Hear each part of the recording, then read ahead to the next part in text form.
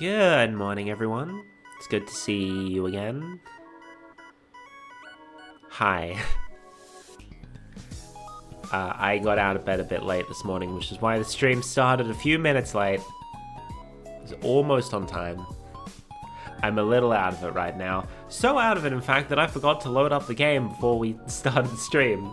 And I only just realized during the loading screen. During the starting soon screen and whatnot. Oops. I haven't had my tea yet. I'm not awake. Is it cool enough to drink? I think it is. It's cool enough to hold, at least.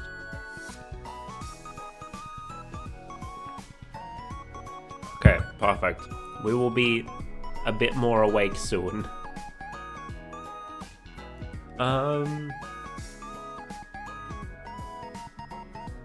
Yeah.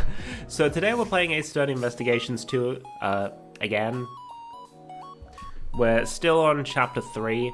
I think we're going back to the present now, because this case kind of cuts back and forth between past and present.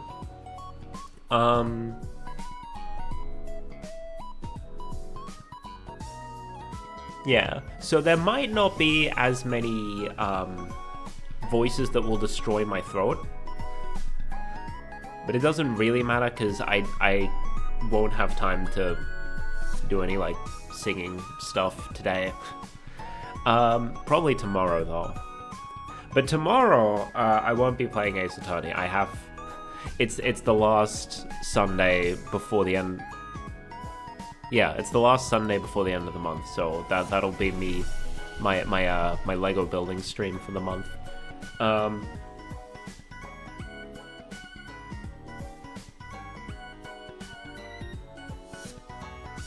Right, quiz show. Not happening this weekend, obviously. One of the people I reached out to, hoping that they'd want to participate, did not respond at all.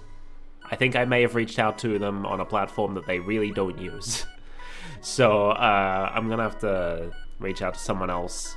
So maybe next weekend, perhaps. Maybe. Maybe. Sometime this year. Probably... realistically sometime next month, because it's not going to happen on the Saturday.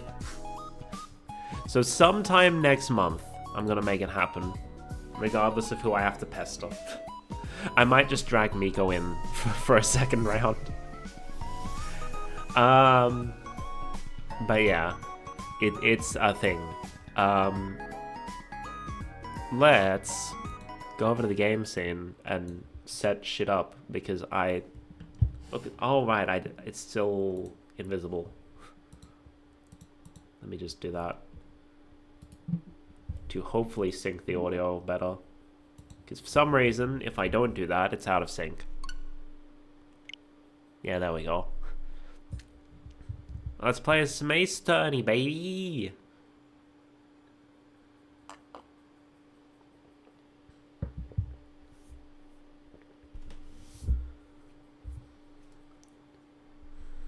You get to see the startup.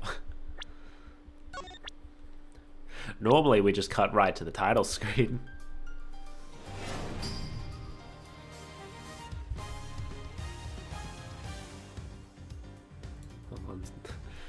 Adjusting the audio, I still don't know the right volume, because these fucking headphones. It's probably because they're kids' headphones, you know? They're intended for children, so the volume doesn't go as loud. That's my mistake.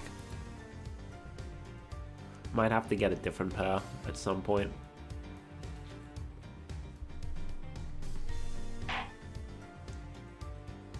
At least for like...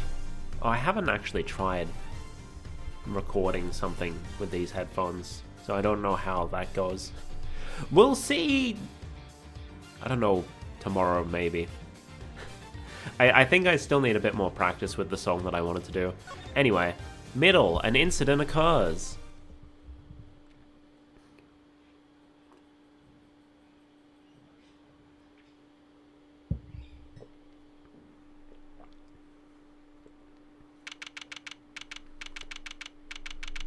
April 2nd, 10:15 a.m. Zodiac Hall Fountain Room.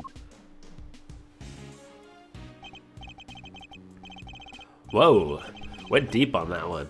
Sorry, Miles Areno. Didn't mean to bend your ear for so long. I had no idea that was how it all came about. I read the files, but they don't go into anywhere near that level of detail. I'll bet they paint things in a much rosier light for the prosecution, too. Von Karma was the one in charge, after all. What happened with the case after that? Well, what with the ice sculptures vanishing from the victim's room, things hit a bit of a rough patch. Why did he say that last part so slowly? So rough, in fact, that it took a full year before they could even reach a verdict in the trial. A year? This was back before they brought in the whole initial trial thing. You didn't have to finish it up in double quick time like you do nowadays. Yeah, around the start of the Ace Attorney series, they're like a couple years back, they introduced a system where all trials have to end within 3 days. But then they realized that 3 days is a bit too stretched out, and so from then on, from the second game forward, all cases ended in 2 days. But they didn't change the rules, it's just a thing that happens. Technically, a case can still go for 3 days. I see. Did they ever find out how the victim's creations managed to just disappear? Well, they were sorbets or frozen desserts, or whatever you want to call them. Ice, in other words. And if it's made of ice, it can melt, which is exactly what they concluded must have happened. But there's a chance that wasn't how things actually went down. What do you mean? So this place is a gallery these days, but back then it was Samson Tangaroa's place, yeah? Indeed, at the site of the IS-7 incident. Well, word is, Frost's ice sculptures are suddenly back on display 18 years after that fateful day. The very sculptures the victim made? Who knows? Could be they're just modeled on the originals. But I figured it was worth coming down for a little look-see just in case. Seemed like the least I could do for poor old Gregory. Well, alrighty then, let's take a look at these icy marvels, shall we, kiddo? I believe they're on display in the Winter Wing, as it's very snazzily known.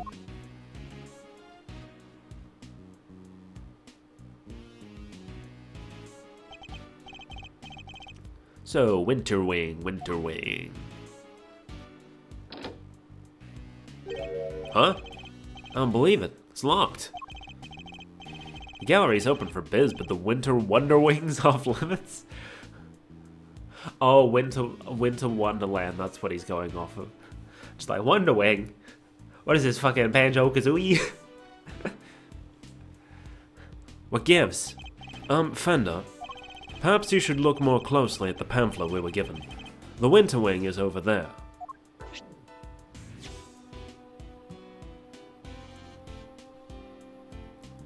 Interesting. Is it? Freaky. Could have sworn it was this one. The Winter Wing just so happens to be behind the tree with red autumn leaves, and the Autumn Wing is behind the one with a pine tree. Emblematic of Christmas, even. Interesting. I should stop giving away things that are happening later in the case. Anywho, shall we? Time to dive on in and see what we should have seen 18 years ago.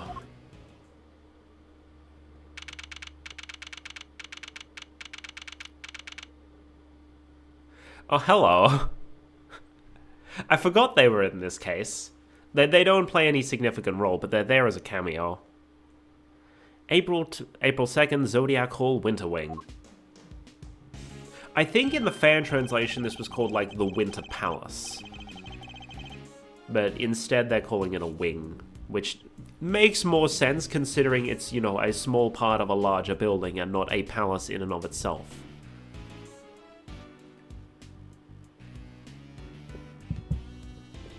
Brr. I see they're still keeping it as chilly as all heck in these rooms. About to turn into a popsicle stick. It is the Winter Wing, you know. But you're right. It's like a freezer in here. Could be a trick of the light, but it feels like the whole room is made of ice. Temperature controls will be somewhere back there if memory serves. Probably shouldn't touch those. Hey, Master, can you go beep the degree count? I'm thinking of a complaint to management is in order. There is such a thing as too cold, yeah? Alright, if you insist. Take your time and mosey around and take the sights in while you're at it. I've got a camera I need to prep for action. Feel like your pop might appreciate a picture of all this. I'll put it on his grave so we can take a gander. Of course. There's also this kid. A boy wearing a backpack. Yes, that is... The backpack is definitely the most distinctive part of his outfit. Definitely. Definitely not the fucking horns. Very astute, Miles. Very astute. What's he doing in an art gallery on his own? She wanted to run a gallery so bad she just quit the industry? I don't get it. I just don't get it. Does this boy know the owner of the gallery, perhaps? Perhaps. There's a huge block of ice on display here. It must be incredibly heavy. Though maybe not, what with it being hollow on the inside. There's a constellation engraved into the surface, along with some explanatory text. The Pleiades, known to some as Subaru, they form part of the larger constellation Taurus. I think I'm making connections with a fucking... Hold on, doesn't she...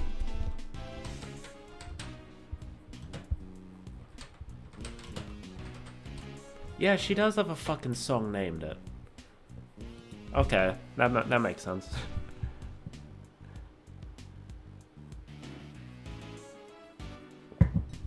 Fucking Subaru from Hololive. I knew she had a song named Pleiades. Now I know why she does. Form part of a larger constellation of Taurus. But why cram so many stars into one tiny part of a single constellation? I guess people in ancient times weren't hugely careful about such things. I can't look at the river. There are two large ice statues on display here. Guess these are remakes of Frost's work from 18 years back. Real eye-catching stuff. Ice sculpture's a heck of an art form, huh? It is. These are the works my father never got to see. To think that I get to see them instead, so many years later. Sorry to butt in while you're deep in a thinkhole, Milester. Would you mind looking this way a sec? This way? Beautiful, yeah, just like that. Fender, really? Say cheese! Please don't do that again. I don't like having my picture taken. My bad, big guy, my bad. Had to check if this old thing was still working is all. Now that you mention it, your camera does look rather ancient. Yep, vintage model. You ever hear of an instant camera? It develops the picture right after you take the shot. Still twist my noggin trying to think of how it works. I know what an instant camera is, although I've never used one. Should have known Mr. Know-It-All would know it all. You really are your father's son. Alright, step aside. I need to get some good shots of the room here.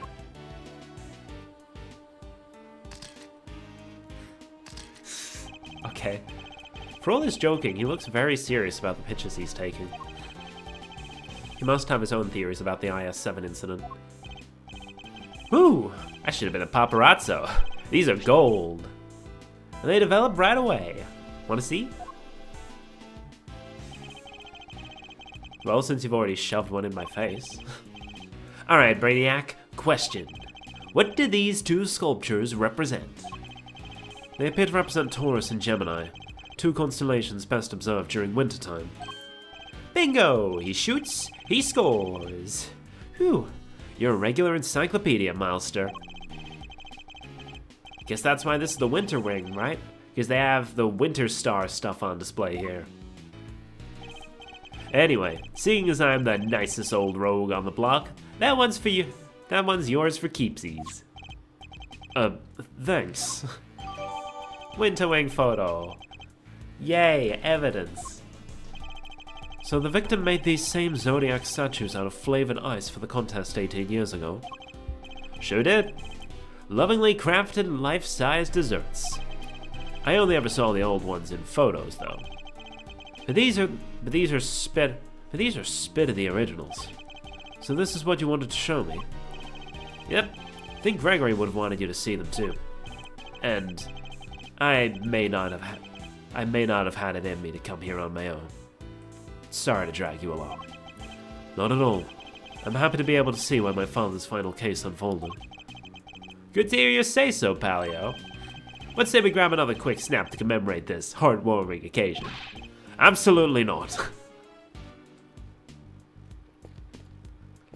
Let's talk to the cameo. Oh shoot, now I'm gonna do voices for them. So, how about this? I scream out, "Oh no, this must be the work of that villain, Damask." Yeah, and I go, "That's me, the legendary Master Mask." I know I already gave the Shaggy voice to someone else, but it fits him. Yeah, and then, no, see that and you'll be in cuffs before you can blink, Ronnie. You've got to take this more seriously. Otherwise, how are we gonna get this to market to sell? What exactly are these two plotting? These are Ron Delight and Desiree Delight from the third Ace Attorney game, Trials and Tribulations.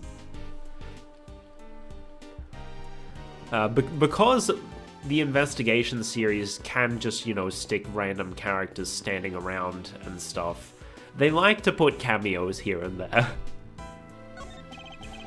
There's an enormous block of ice on display here. There's some explanatory text engraved in it. Castor and Pollux. Every year in December, countless shooting stars can be seen emanating from this constellation. So then, Damask needs to... Yeah, and then I wish these two would stop talking so loudly. It's difficult to concentrate. Never mind, I'll just go take a look at some other exhibit. Huh. Fender, I can't seem to find the temperature controls you mentioned. Oh yeah, it's a little tricky if you don't know where it's at. It's definitely not that, very obvious panel in the wall. Here, I'll have it open for you in a jiffy. Huh? Dang thing's locked. Makes sense, I guess. Wouldn't want the visitors cranking up the thermostat and melting the art. According to the pamphlet, the winter wing is kept at a constant 27 degrees, which is,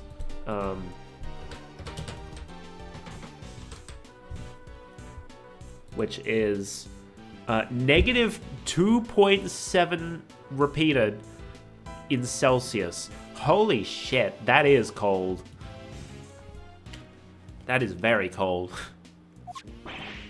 Ooh-wee! That's colder than that's colder than a snowman's cold bits. You're gonna freeze to death in here. What bits are you referring to, Fender? I don't know if that's what they're implying, but that's definitely where my mind went. Guess there's only one thing for it. Somebody's getting a snuggle. Hey, what's with the icy stare? You want me to freeze to death? No. I was gonna look at the salt lamp. I guess that's not important. Alrighty, I got the shots I wanted. Shall we scoot on over to another wing and see what's cooking? Might as well do the full tour while we're here. I suppose so. Ah! Don't know who that is, so I just generic scream. What was that? That was not Edgeworth's voice. I forgot what voice I should be doing for a second. Came for the fountain room. Come on, let's go see what's up. Oh, it's the other character that I give the, Jesus Christ, Edgeworth, that short little run to the door and you're already exhausted? My man's less athletic than I am. It's the other character that I give the Shaggy voice to.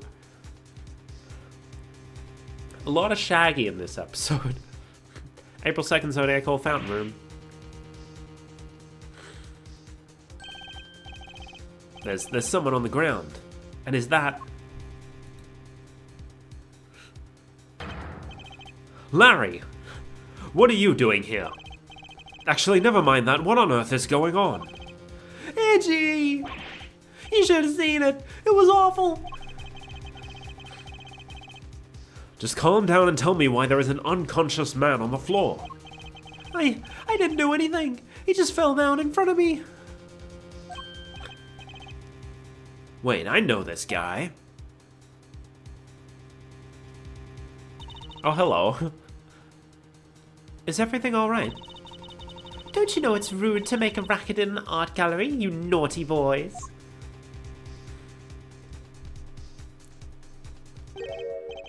Wait, the smell. He's still breathing, but I know these symptoms. It's not safe, Miles. We need to get everyone out of here. Everyone, with me. There isn't a moment to lose. There is poison gas coming out of that room. Oh no. April 2nd, 10:42 a.m. Zodiac Hall Fountain Room.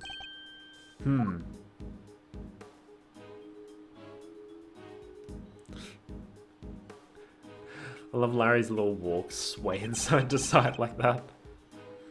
How's the victim doing, Fender? Not good. He inhaled a lot of gas. He's still out and it sounds like it's pretty serious. But the paramedics said there were no signs of external injury, and that he was conscious before it happened. Anyway, he's alive. Just barely. He's lucky we found him when we did. But like I said, he's not out of the woods yet. They put him in the medical room with a specialist. I see. Couldn't help noticing that it seemed like you knew him, Fender. Sure do. That was Carmelo Gusto. He was here back when the whole IS-7 thing went down. The confectioner! So he was here 18 years ago, too. Anyhoozles, this guy here seems like he's in rude health. Oh, in rude health? What the fuck does that mean? Old pal of yours, Miles Areno? Yes, something like that. I'm glad you're okay, Larry.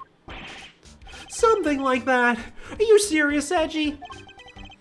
You haven't known me since elementary school. Crush a guy's feelings, why don't you? Anyway, you know you're supposed to call me Larice Donham when I'm dressed like this. So no more Larry, okay? Got that? This is Larry Butts. What's funny is that in the previous Ace Attorney Investigations game, he gives up on the whole Larice thing. But now, in this game, he's right back to it. This is Larry Butts. He's a bit of a troublemaker, but he's one of my only friends from back when we were little kids. Ever since he developed a passion for art, he's been trying to make it big as Larice Donham, except for the previous game where he gave up on that to try and date an actress who was working for Global Studios. But new name or not, he's still the same old Larry. Whoa, grade school buddies. I need to go tell Gregory about this. I'll be over the moon to hear you have a pal. Was always worried you'd never click with anybody. Hear that, Edgy? You're lucky to have a friend like me. I never knew I was the cause of such worries for my father. Never mind that now, Larry. What are you doing here? Larice, Edgy! How many times do I have to tell you it's Larice?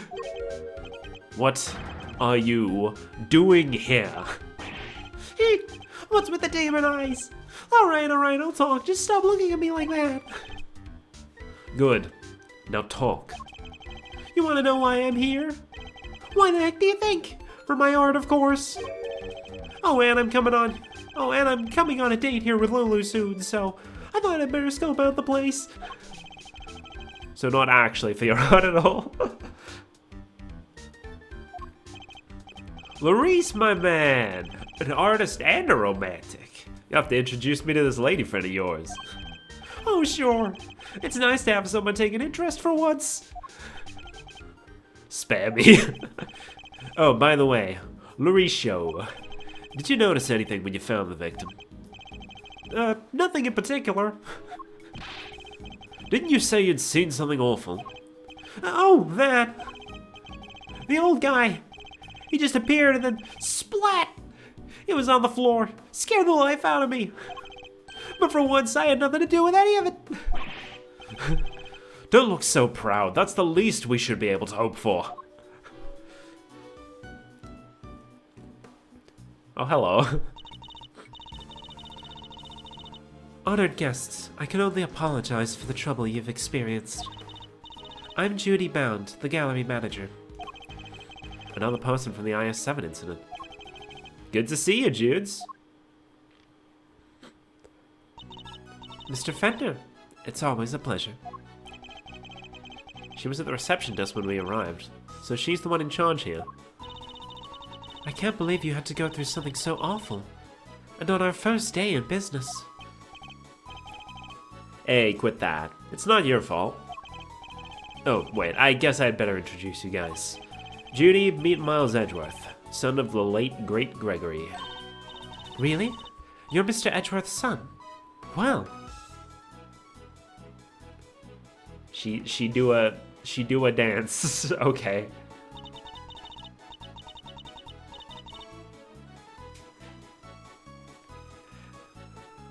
This isn't part of the song, so I have to do it. Okay. I could ignore it when it was just the song going by itself, but I guess I can't ignore it right now. Isn't this fabulous? That great man's son here with us. I can't sing while also doing a voice, and also while not taking it seriously at all. 18 long years have passed, but now look, he's here at last. It's fucking stupid. It's very lovely to meet you, fine attorney number 2. I'm not doing this. Judy, that was the bomb. I see you're in good voice as ever. Miles Edgeworth, Prosecutor. A pleasure to meet you. Oh, you're a prosecutor. I'm so sorry, forgive me for jumping to conclusions. She's very polite, but there's something strange about her. Hey, Judy, can I, get an autograph? You can write it in here. Sketchbook. Well, if you're sure you'd even want such a thing. Why do you want it, Larry? Rude! You know who she is, right? Come on, Milester. Milester, you don't keep up with showbiz news or nothing? Guess that's no big surprise. What's going on? Why are they looking at me like that? Judy here's a living legend. It's not just TV. Movies, musicals, chart-topping hits, you name it. Oh, don't be silly. I'm just a humble art gallery owner now.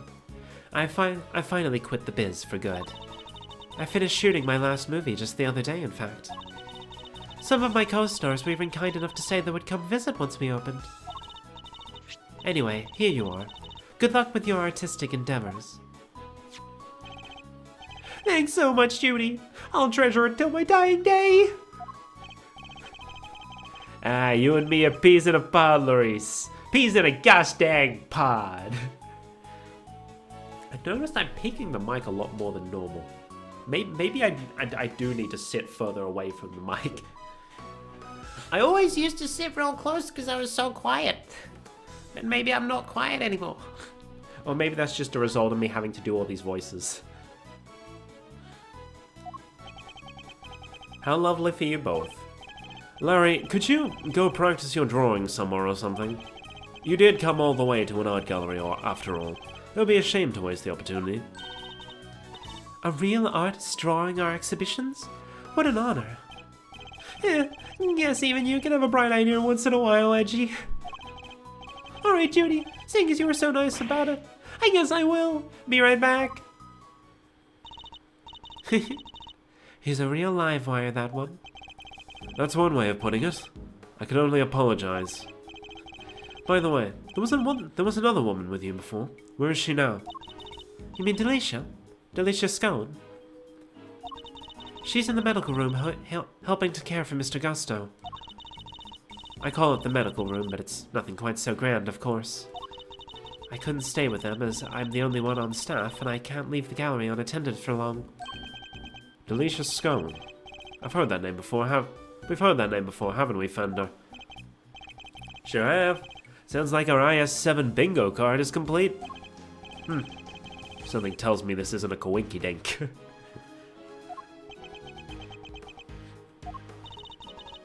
Perhaps I could offer you gentlemen a cup of tea? Drop the old Judy-bound special blend?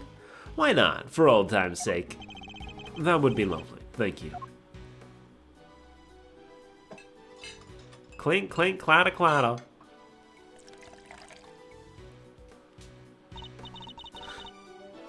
And of course, they have a special Sprite solely for drinking tea. Now, if you'll both excuse me, I'd better go and explain things to the other visitors. You go do your thing, Jules. Thanks again.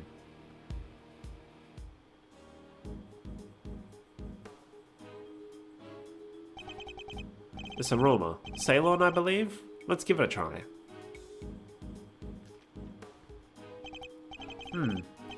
This is a fine blend. A top quality Ceylon indeed. It's citrus aroma. It's said to improve one's ability to concentrate, right? Your old man said those exact words 18 years ago. Really takes me back. There's just one difference. Jude's cooled the saucers back then. Not today, though, it seems. Anyway. Don't you think this is a little odd? Every single person from an 18-year-old case, all assembled in the same place at the same time? Yes. It almost feels as if an investigation is in order. What do you mean, almost? Someone was poisoned. Mr. Edgeworth, you're alright! I forgot about Gumshoe, fuck. I was like, yeah, we're back in the present. We don't have to deal with Bad or Von Karma. There's not going to be any voices that completely destroy my throat. And then Gumshoe shows up. God damn it. Mr. Edgeworth, Mr. Fender! We heard you got caught up in a poison gas attack, so we came as fast as we could. Well, if it isn't the cavalry. Come on, team, bring it in. No way. Besides, you're both doing just fine. Gummy and I got ourselves all worked up over nothing. Detective Gumshoe, what were you thinking bringing Kay with you? Exactly. Why is Kay still here? I mean, I appreciate that Kay's still here because I like Kay. Kay's a fun character. But why is she involved? She's not part of law enforcement.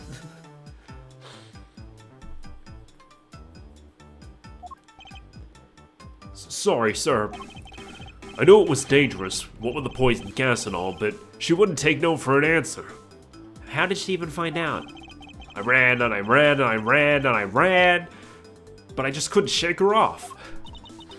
When it comes to running away, the great thief right here is the world champ.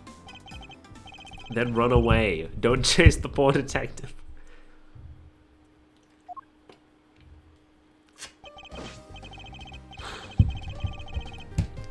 All set, sir. Just say the word and I'll head in there and start investigating. You guys stay here. That gas could still be dangerous. Alright, we're counting on you, detective. Good luck in there, Dickie boy. No way. Gilby almost looked like a real detective. I'm so proud of him. But he is a real detective.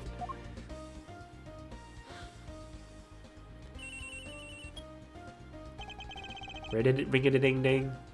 This is Edgeworth speaking. Mr. Edgeworth, looks like the gas is mostly dissipated, sir.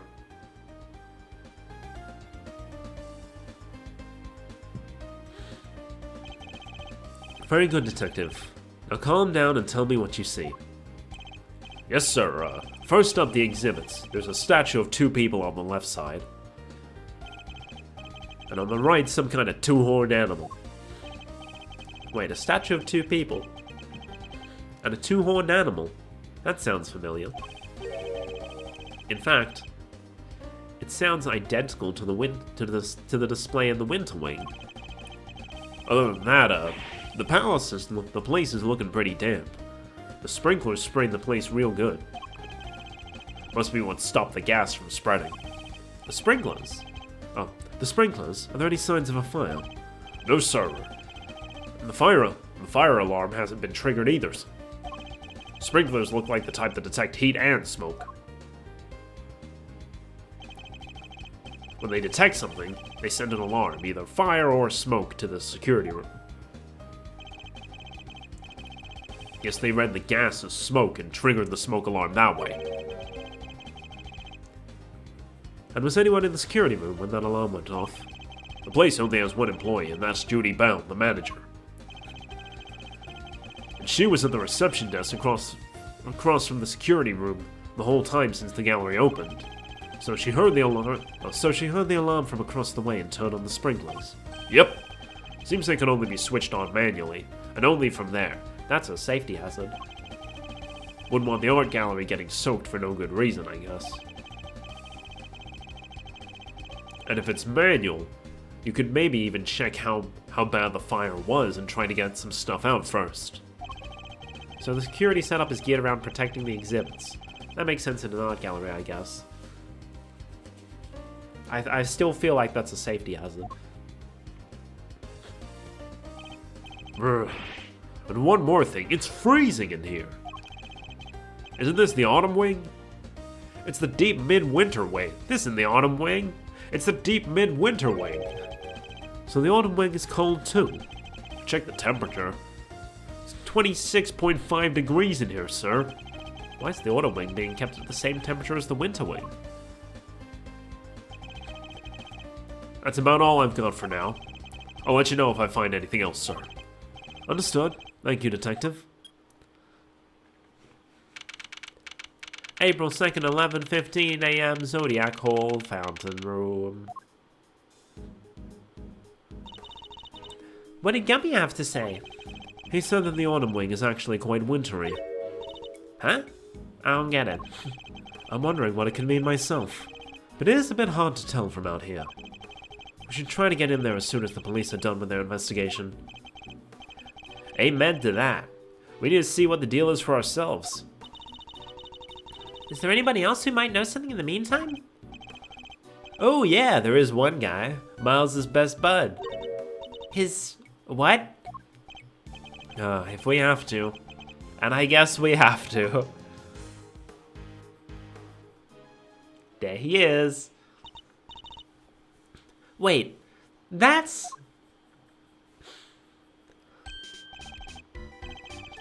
Yay! Didn't expect to see you here. Oh, that's not Larry. Yay! Didn't expect to see you here. You're looking as fresh-faced as ever.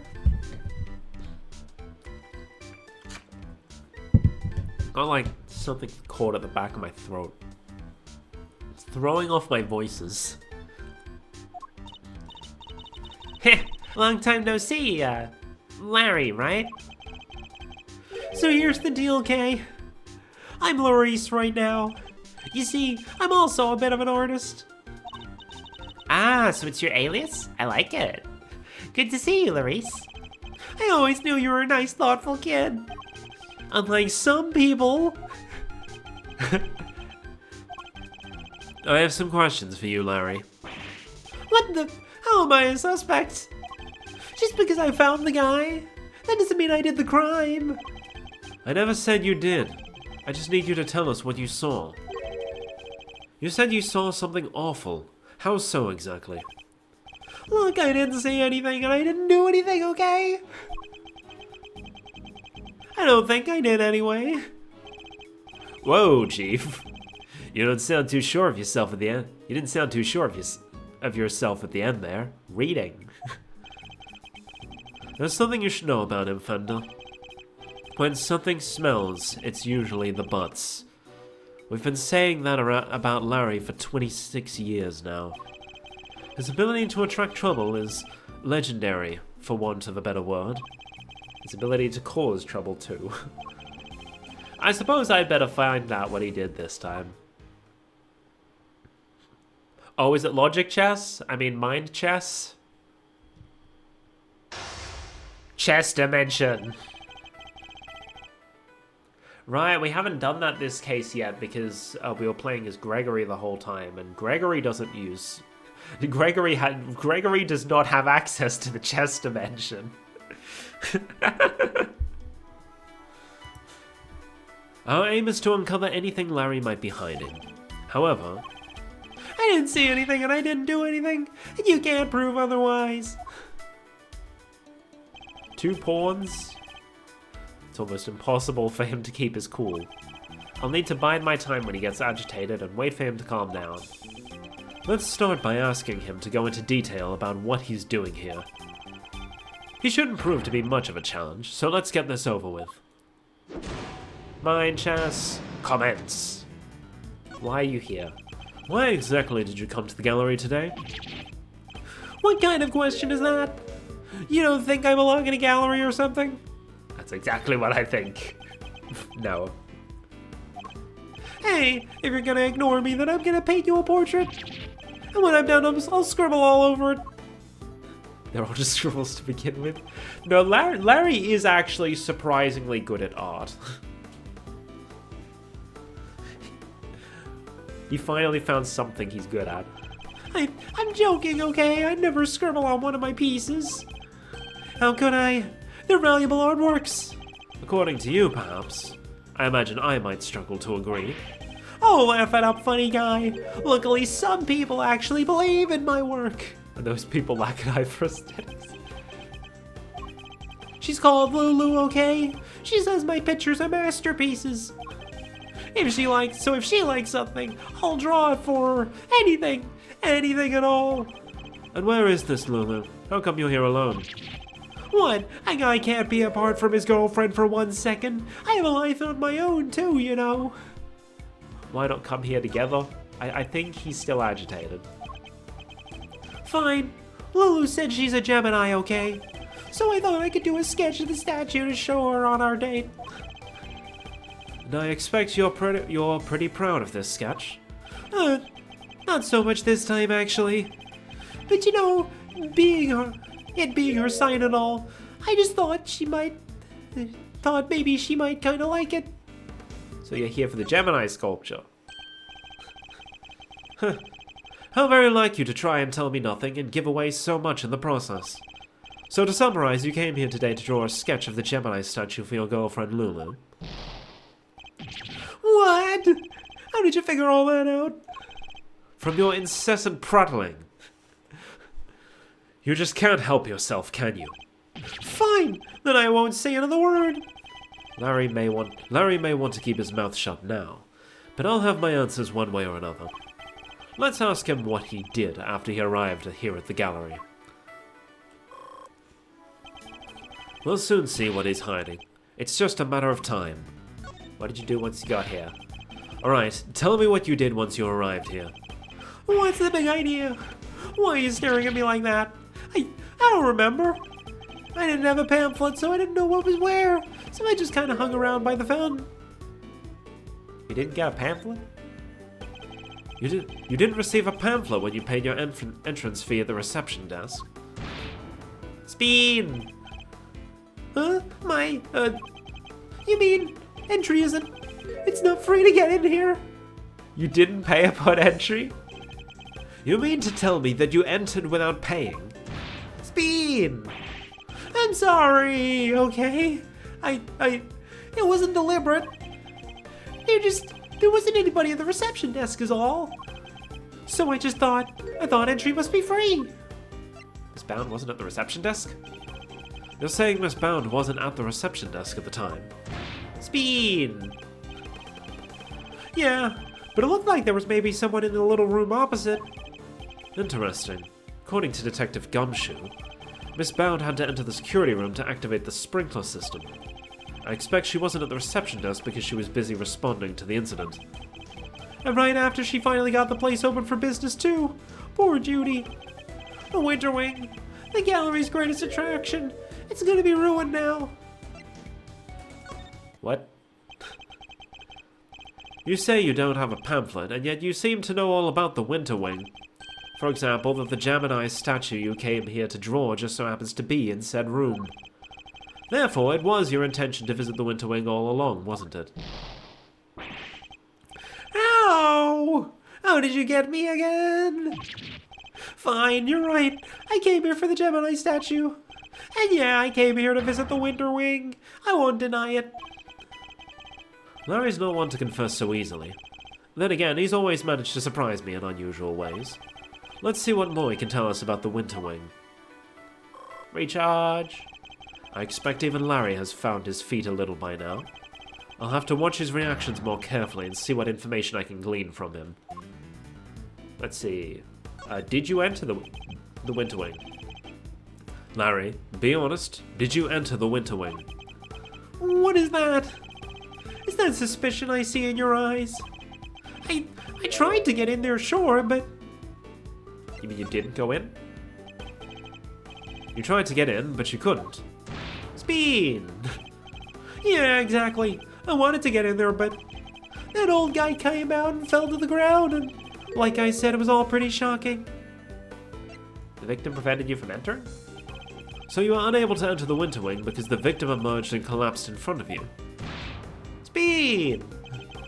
Yeah, he came out of the Winter Wing door, and then down he went. But wasn't it the Autumn Wing that the victim came out of? If that stupid poison gas thing had never happened, I'd be in there happily sketching away right now. Larry seems to have the Autumn and Winter Wings mixed up. Regardless, it seems his aim really was to make a sketch of one of the statues. This could be a useful clue. Okay, I'm done with you, go. I didn't even see that. I'm done with you. Go home. What did you see in the Winter Wing, Larry? You don't let up, do you? I told you I didn't see anything. Galleries are nice and all, but I kind of changed my mind once I got here. I thought I'd go meet my girlfriend instead. I think it's time to deploy my clue. So what became of your sketch? Didn't you say you came here to make a sketch of one of the statues for your girlfriend? You gave up on that a little easily, didn't you? Surely you saw something, even if you were distracted by the victim's collapse. Speed! Well, I did not see something. But that doesn't prove I did see something totally terrifying either, does it? So you saw something... What, were you blinking too hard? Saw something totally terrifying, did you? Really, Larry? You could at least try to make this a little harder for me. And the music stopped, so we know we got it right. I put it to you, Larry Butts, that you did in fact see something totally terrifying. Yeah! How did you do it, Edgy? Are you some kind of mind reader? Fine. I guess there's no point trying to keep it a secret any longer. I'm not sure there's much point in you trying to keep any secrets given your track record. It wasn't exactly the most edifying use of my time, but that's checkmate. My chess checkmate. I wonder what I do kind of wonder what the dialogue is for telling him I'm done with you, go home. I just couldn't help staring at that Gemini statue. My eyes were drawn to it. You keep talking about a Gemini statue, but there's no way you saw what you think you saw. It's simply not possible. What do you mean? You think I saw a ghost statue or something? Larry's still laboring under the misconception that he was looking at the Winter Wing. This piece of evidence shows us what Larry was really looking at. If you look here, you see it's actually the Autumn Wing. Take that! Take a look at this pamphlet. Look at this pamphlet. The Autumn Wing features sculptures depicting Capricorn, Aquarius, Pisces, and Aries. Not only that, but I've seen the statue depicting Gemini in the Winter Wing for myself. Which means that whatever you saw, it can't have been a statue of Gemini. Guess that makes sense. Why is he not more surprised by that? It did seem pretty weird now that I think about it. One of the two people did look like a goddess. So the other stuff, I guess that wasn't my imagination either. Other stuff? You're interested in it too, aren't you, Edgy? Let me show you. Oh, great, let me show you, rather. Show me what exactly? I drew a picture of it all. Got the whole scene down exactly as I saw it. But I'm still not confident in my work, so, Well, I want to see. Really? Alright, here. See, he is actually pretty good. Believe it or not. What on earth? It's grotesque. You're trying to tell me that the statue was crying tears of blood? I have to say, Larice, it is pretty scary. Right? Because it was scary. It was supposed to be a statue of Gemini, but it up and turned into a goddess right before my eyes. It freaked me out so bad, I screamed out loud. So he wasn't reacting to the victim collapsing in front of him after all? Okay, Larry. Wait, when you say it turned into a goddess, what do you mean exactly? What do you mean, what do I mean? The bottom half was suddenly a fish! That's what I mean! A goddess with a fishy bottom half? Sounds like Pisces to me. I heard it's all based on this legend of a goddess and her son turning into fish to escape some baddie. Wow, really? I thought Pisces was just two plain old fish. Same. Edgy, do you think the statue's cursed? I mean, tears of blood turning into a fish? That's some pretty cursed stuff right there. Don't be a fool. I imagine you simply mistook one statue for the other. Pisces statue sketch. Aw, look at you, tucking it carefully into your organizer. I simply thought I might have a use for it later. Maybe in the bathroom. That is so rude. Also, that would not be comfortable. Trust me, I work in an office. They have garbage toilet paper. It's not good. Oh, hello. Been a while since I've had one of those. Bye-bye.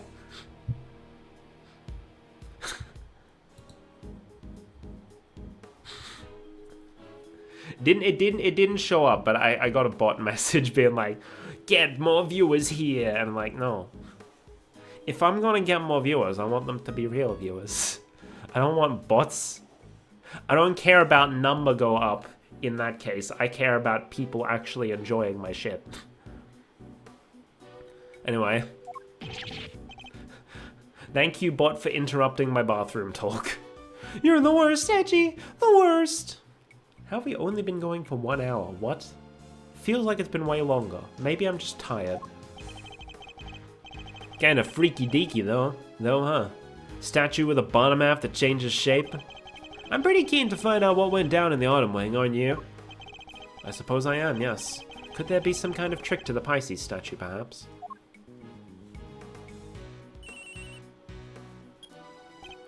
Yes, Edgeworth speaking. I'm gonna be right back. Speaking of toilet. Speaking of toilet, I need toilet. Be right back.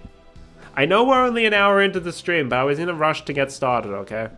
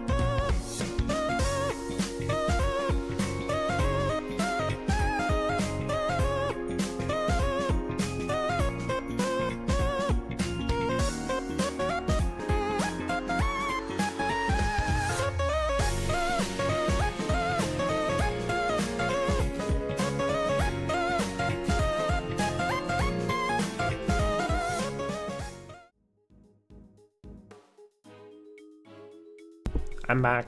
Apologies for the interruption. Yes, Edgeworth speaking. I'm just about done in here, sir.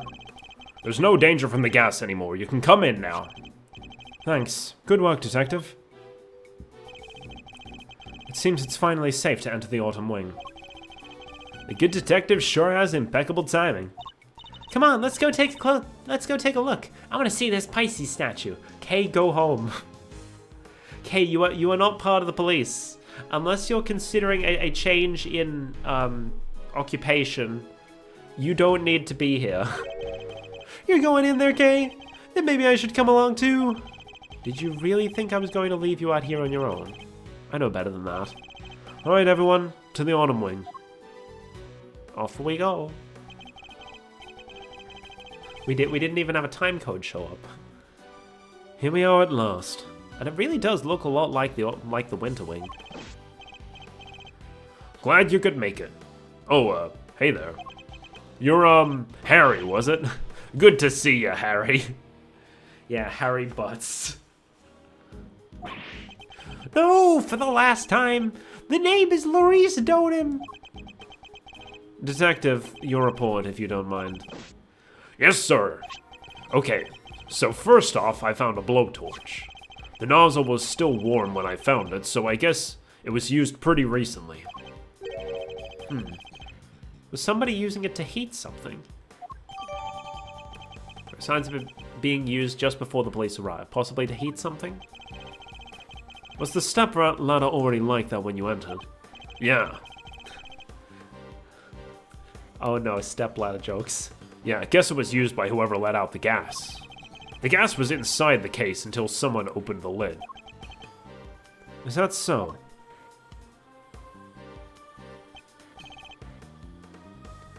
The Pisces statue. Huh? Yours show up on your constellations, sir. You know what the one in the other case is, too? This is the Autumn Wing, so I imagine it should be Capricorn. Guess there's no fooling you, sir. I thought it was supposed to be Taurus. That weird cloth that's draped around it kind of tripped me up. Isn't that a piece of luminous cloth from way back then? Way back when? What's it doing here? Now we have evidence from the IS-7 incident too? I mean, there's also the salt lamp in the back, but, you know. Luminous cloth, luminous cloth. Taking a look around.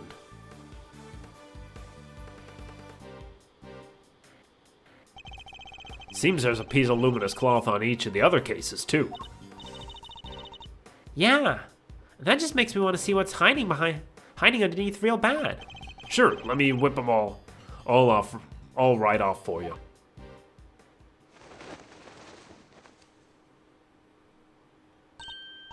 Wow, they're beautiful. We got statues. So the transformation Larry witnessed, could it have been the moment when the cloth around the Pisces statue lower half fell away? See, Angie, see? I wasn't imagining things, and I wasn't mistaken. Listen, Monster, I think we can all agree this room is fishier than a bucket of fish. My hunch is that someone deliberately tried to make this room look just like the Winter Wing. Yes, I was thinking the exact same thing. They even covered up the statues in just such a way as to make them look similar. With cloth over the bottom half, the Pisces and Gemini statue look almost the same. Ditto for Capricorn. Cover up his bottom half and he looks pretty much like Taurus. The other two can't be fixed as easily, so covering their cases up completely was the only answer. So somebody went to some lengths to disguise the Autumn Wing as the Winter Wing. I'd say we need to take a closer look at things in here, wouldn't you, Fender? Oh no. Oh, hello. Mr. Winner. And Judge Gavelle. Silly little theme. Ugh, what the heck are you guys doing here? You're the last thing I need. This is my seeing you here. I forget what his voice sounded like. Mr. Edgeworth, it seems I have failed in my duty yet again. I pray one day to make you see that your presence is not required at every crime scene. And that co-opting the good detective for your own ends is neither right nor good. I will have to give serious consideration as to how the Goddess of Justice would have me judge you. You got it all wrong. It was me who asked Mr. Edgeworth to help, not the other way around. It was? Well then, you know what that means, Detective Flatfoot. Oh, you mean me? Exactly! Your, salary check is taking a hit. Bet you're looking forward to payday now. Always wanted to say that. Man, getting a wage cut from you of all people. Not so fast, Mr. Winner. I was simply assisting with the police's investigation as a witness and bystander. Detective Gumshoe is entirely in the right. Oh, he is, huh? So you're saying I should give him a bonus instead? That's not what I'm saying at all. He deserves it though. Give Gumshoe his bonus. Hey, I wouldn't mind a little salary bump. Your compassion and generosity are truly heartwarming, Eustace. But we must take into account past transgressions when making judgments that concern the future. And I hereby judge Mr. Edgeworth and his associates unfit to tread the hallowed ground of this scene. What? But we only just got here. The Goddess of Justice has conferred her blessings on Eustace and Eustace alone. By which you mean this is Mr. Winner's case? That's exactly what she means. It's time for the warm-up act to get off the stage. After all, I solved this one already. I have a suspect lined up and everything. What did you say? A suspect already? Who? Who else but your artist friend over there? Huh? Me? Me? What's going on, Edgy? Your guess is as good as mine. I can't even begin to imagine how the boy's mind works. Unsurprising that you lack the attitude to understand the winning mindset. Lack the attitude? Something tells me he doesn't know the real winning turn of phrase. Well put, Eustace. Mr. Edgeworth does indeed lack a certain aptitude. Yeah, exactly. Where's your aptitude, smart guy? Wow, he's totally shameless. Underestimate my information-gathering skills at your own peril. Before we came here, we dropped by the medical room to ask the doctor there a few questions. He told me where the poison gas came from. And? Where might that have been? It's this chemical you find everywhere. Can't think of the name just now, though. Wait there a second. Let me just call him real quick. Perhaps I can answer your question while Eustace is on the telephone. Why let him make the call if you know the answer? The gas was created by mixing two specific chemicals. Ubiquium and asphyxian. Okay. Hold on, let me make sure I understand what that word actually means before I go mouthing off. Okay, yeah. So, ubiquium and asphyxian are obviously plays on ubiquitous, meaning, you know, found everywhere, and asphyxiate, which means to suffocate. In the fan translation, they were called normalium and fatalium, which is, you know, fantastic. Fantastic naming. I mean, it falls in line with Ace Attorney type shit. Though I do think the names they went with in the official translation work a bit better, because they sound less like deliberate puns and more like actual chemicals. Because they used less blatant words. What kind of chemicals are they? Ubiquium is a red liquid used in all manner of everyday products. Paint and dishwashing liquids, among various others. On its own, it is entirely benign. So it's something anyone could get their hands on. Precisely, but the same cannot be said said for asphyxian. What? That does sound nasty. What is it used for? It is the main ingredient in a product called Infesticide Ultra.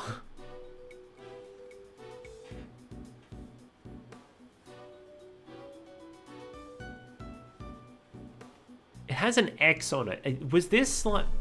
I'm trying to remember what it was called. I feel like in the fan translation they made it a reference to Cold Killer X from the third game. It is pure white in color and is unavailable to the average consumer. In fact, it is nigh impossible for members of the public to obtain it here in this country. As such, we are currently investigating where it might have come from. The gas was produced when the red ubiquium and pure white asphyxian were mixed together, or bright red ubiquium. I'm back, and I know the name of the chemical now. Don't waste your breath. Judge Gavel informed us already. Huh? Oh, great. That'll make this quicker, I guess. The source of the gas, ubiquium, is used in paint and stuff, right? And there was somebody here at the gallery today who brought paints with them. Your friend, the artist. You can't accuse me just because of that. Objection! To the paints on your palette in your hand. Edgy, is this kid okay? He seems a little... Indeed. I haven't known him for long, but he's a little prone to jumping to the wrong conclusions. When even Larry is making fun of you, you know you've done something wrong. Larry never gets to make fun of everyone. He's normally the butts of the joke. See what I did there? Hey! Quit talking about me like I'm not even here! Ignore them, Eustace. They're simply too intimidated by you, nothing more. Why not give them yet another reason to fear you with one of your winning deductions? Winning? Heh, yeah, good idea. Get a load of this, losers! Okay.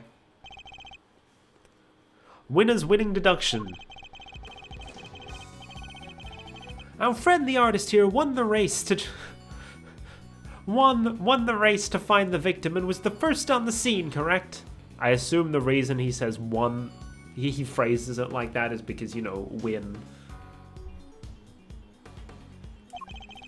And the gas the victim was poisoned with is made of ubiquium, which as we know is found in paint. He was carrying paint on his person, and he was one winning stride away from the victim, which surely makes him the winner on our list of suspects. I appreciate all the things they've done with his name so far, but that felt like very heavy-handed, just going win, win, win. But that's probably just because he was talking a lot. Right, Cavell? You think so too, right? It is a possibility that certainly can't be discounted. Well, would the artist like to share his version of events? Did you leave red paint at the scene of the crime? Or something more sinister? The catalyst for a cloud of toxic gas, perhaps? I think I might have left my heart there, you know. And you might have picked it up. I would be careful what you say to me. My gavel is already primed to deliver a guilty verdict. Ignore him, please, Your Honor. It's for the best. Objection! Quit stalling! You can't run away from the fact that my reasoning is flawless. So admit defeat and crawl on out of here with your tails between your legs. Because I win. Huh.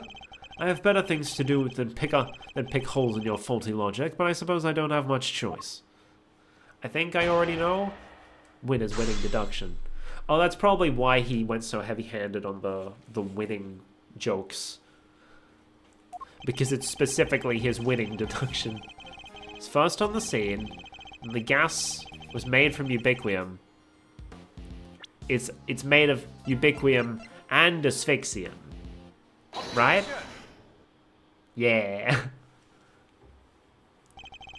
Your deductions are anything but winning, I'm afraid.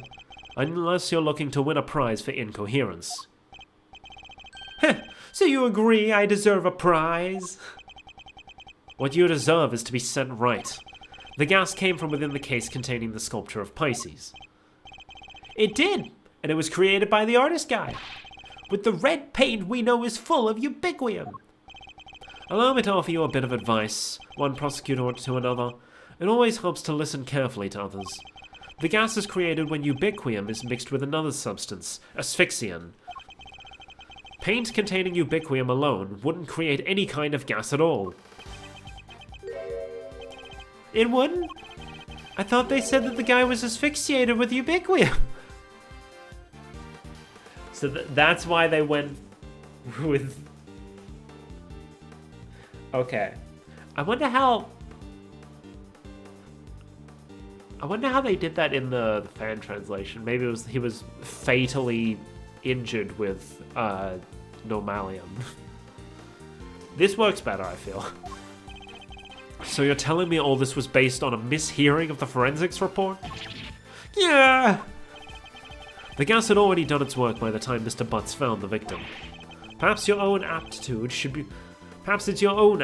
you should be worrying about. My aptitude? What does that even mean? You literally used the word 5 minutes ago. It means one's ability, or how suited one is to a particular task, Eustace. And attitude, the other word you misused only minutes ago as well, is another thing entirely. I get what you're doing. You're making fun of me again. Yeah, no shit, Herlock. No hit, Herlock.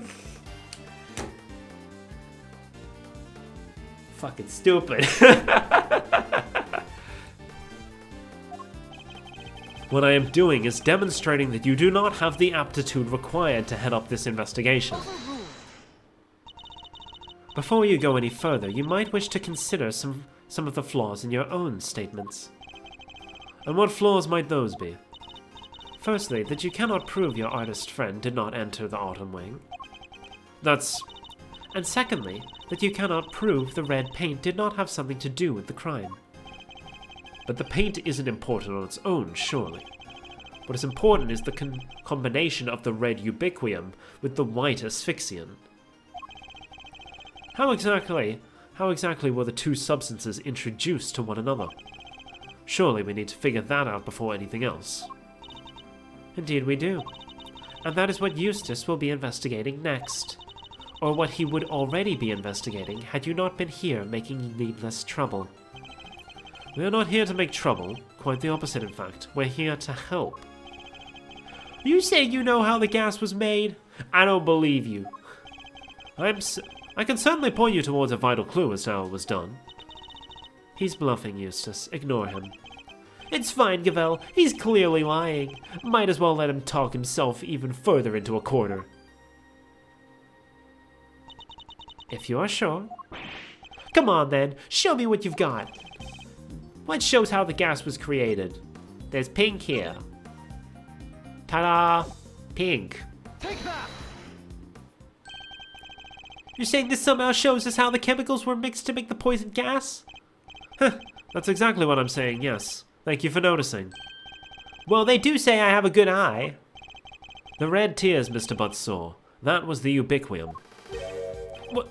Wait a second. You're saying the statue cried this stuff out? What, so our statue is, our culprit is some kind of evil spirit? How much time am I going to have to waste taking him through this step by step? The tears alone would not have been enough to create the gas. They must have mixed with something else inside that case. What? What evidence do you have that that's what happened? The evidence is right here in the sketch I just showed you. It's the pink.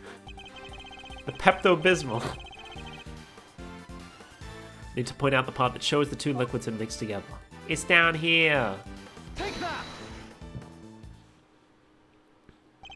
Observe the pool of pink liquid beneath the pink Pisces statue's glass case. This clearly shows that the two chemicals mixed. Wait, I don't get it. My man does not know color theory. How does that prove some ubiquium mixed with some asphyxian? We have an artist here with us. Why don't we ask him? Larry, you claim to be something of a painter. I imagine you have some experience mixing colors. What happens when you mix red with white? Don't treat me like a dum-dum, Edgy. I did graduate from junior high, you know. Any idiot knows that red and white make pink. I mean, there's variations. You got rose pinks and your baby pinks. Hold it! That will be more than enough, thank you. Do you see what I'm getting at now, Mr. Winner? Oh, I think I do. Ubiquium is red, asphyxian is white. Mix the two together, and you get pink. That's what the pink liquid is. Yes, very good. We got there in the end. Yes. Interesting. I think you finally convinced him. Mr. Edgeworth, you have raised a possibility, nothing more. We cannot know for sure that this shows the results of the two chemicals having mixed. And besides, the sketch you are attempting to enter as evidence was drawn by a suspect. How can we possibly hope to rely on its veracity? Hey, I drew everything exactly as I saw it. A true artist never lies or embellishes the truth. Forgive me, but I did not ask for your opinion. Oof, she's a real cold one, but I like it.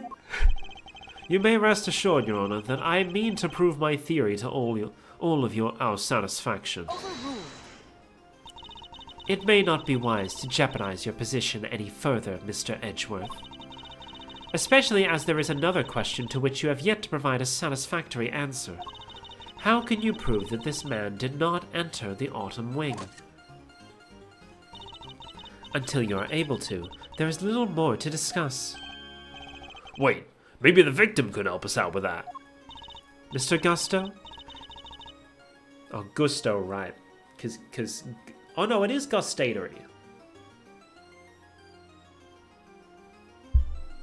Right, I was just thinking of his fan-translated name, Gustavia. And so I was like, oh yeah, it must be Gusto, because it's referencing the same thing. But no, I'm pretty sure it's the gustatory system and not the gustatory system. Hold on. How to pronounce gustatory or gustator? Oh no, it is gustatory. I think.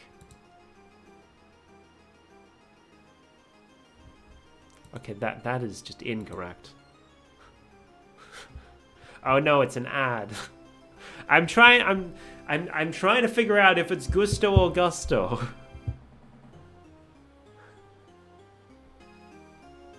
Please ad, go away.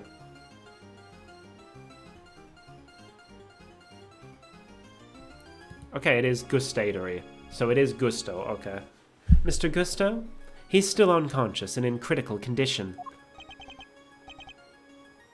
He is? Oh.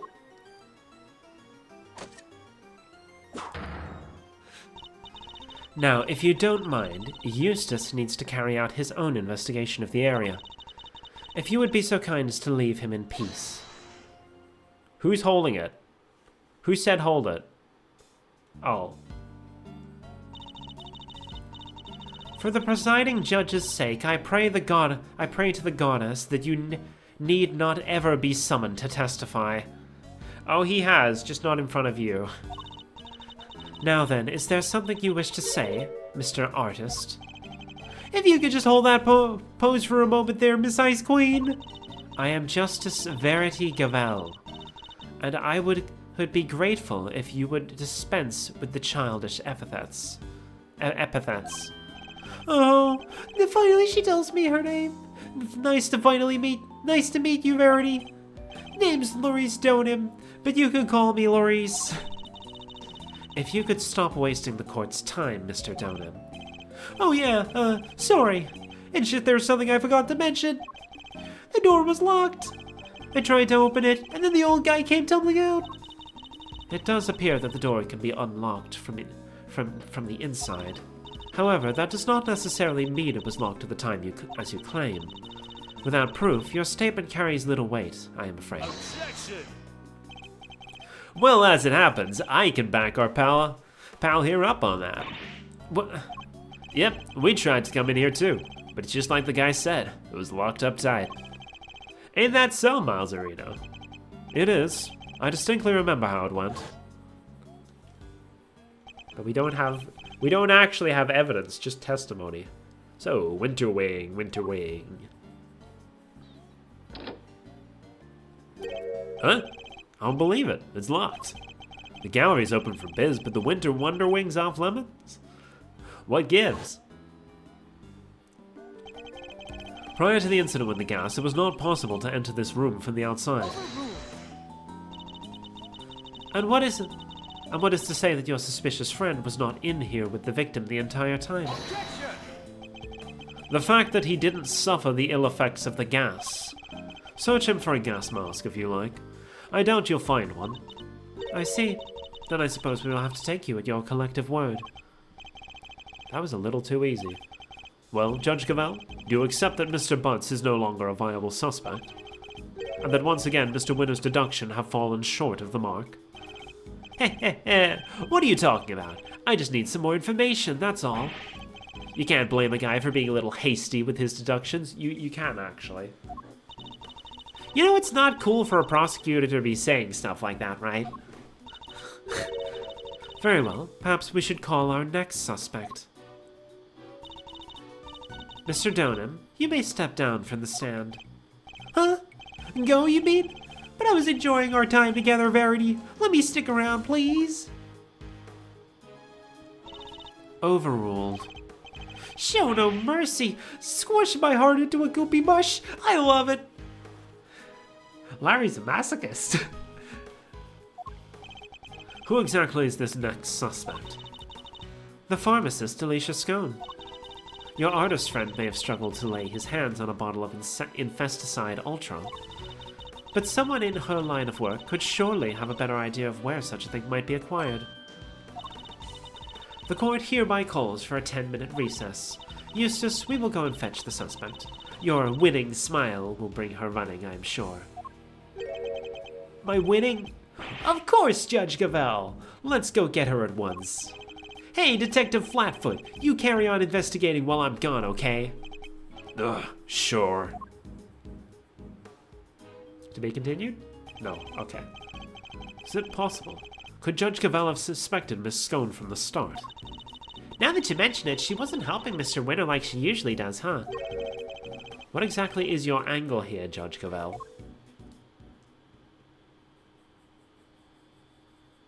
To be continued?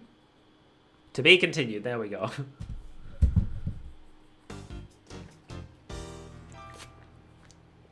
My throat isn't doing so bad.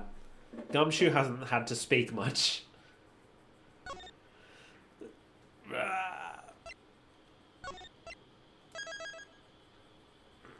Stretching. Middle, Miss Scone's testimony. Because the cases aren't split up between, like, investigation and trial, they have to just put beginning, middle, and latter, or whatever. April 2nd, 12:05 p.m., Zodiac Hall, Autumn Wing.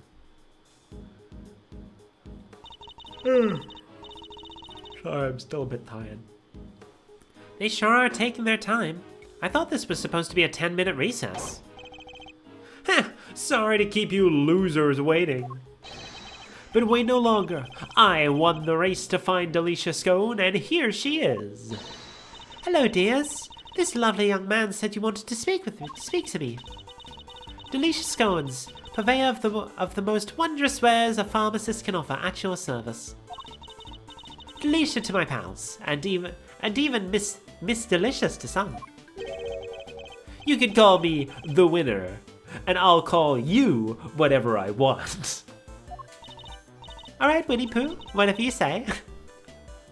Winnie Pooh. It's lovely to meet you, dearie. So much for call me the winner. Oh, have we met before, young man? Hey, get a load of this, Delicia. That's Miles Edgeworth, Gregory's son. Well, I never. It's a pleasure to meet you, Milesy Smiles.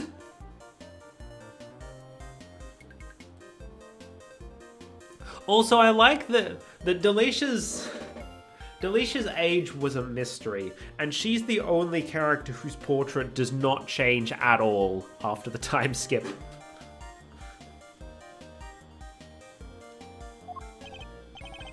If you must address me by my given name, just Miles will do. Oh, ooh hoo hoo. Greggy Peglegs boy, and all grown up too. Make me feel my age, why don't you? I wonder just how old she is. Bang. Eustace, I believe we have some questions for our pharmacist. Oh yeah! What brings you to the gallery today, Miss Scone? Why, I came to see dear old Moody Judy, of course. We've been fast friends for 18 long years, and no one's going to stop me visiting her now. I understand you helped look after Mr. Gusto in the immediate aftermath of the attack. Oh, I didn't do much, really. I just whipped up a quick antidote for the dear old doctor. Wow, you can make an antidote just like that? Oh yes, dear. As long as I have the right ingredients, I can throw together just about any medicine you like. It certainly helped that the medical room was well equipped, though. They were much better off treating him here than losing vital minutes taking him to hospital. Anyway, we did what we could. The rest, well, that's up to him. And do you know the victim, Miss Delicious? Oh yes, well, sort of. It's been 18 years since I last saw him. Apparently, he's famous these days. One of the best confectioners in the world, or so they say. Interesting. So he's a well-known public figure? Oh yes, dear. He was on the news and everything. Confectionery crafting king of the world, they said. Wow. So the old dog really went to Zhang far and upped his game, just like he said he would.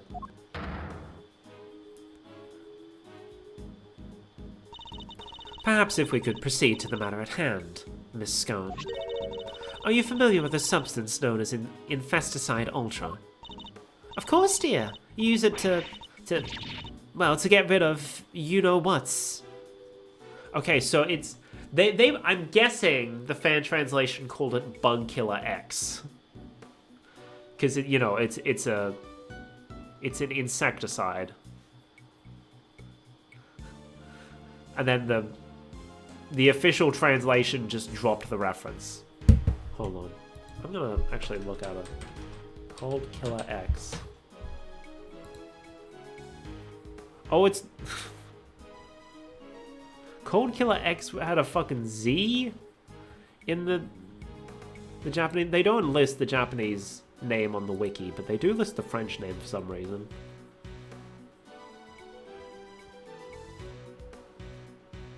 Okay. It's known as Cold Killer Z in the Japanese versions. Okay, so that's Cold Killer X. Do they have a page for it yet? They do not. Damn. Can't look it up. Oh, maybe because I'm guessing... Considering there's an X in the logo, and they didn't put X in the name, it probably had an X in the Japanese version as well. So rather than making it a reference to Cold Killer X, because the two clearly aren't supposed to be connected, since the Japanese version had it as a Z, they came up with a completely different name. Makes sense. Makes sense. Use it to get rid of you-know-whats. Oh, it's awfully strong, though. That's why they don't sell it in the shops.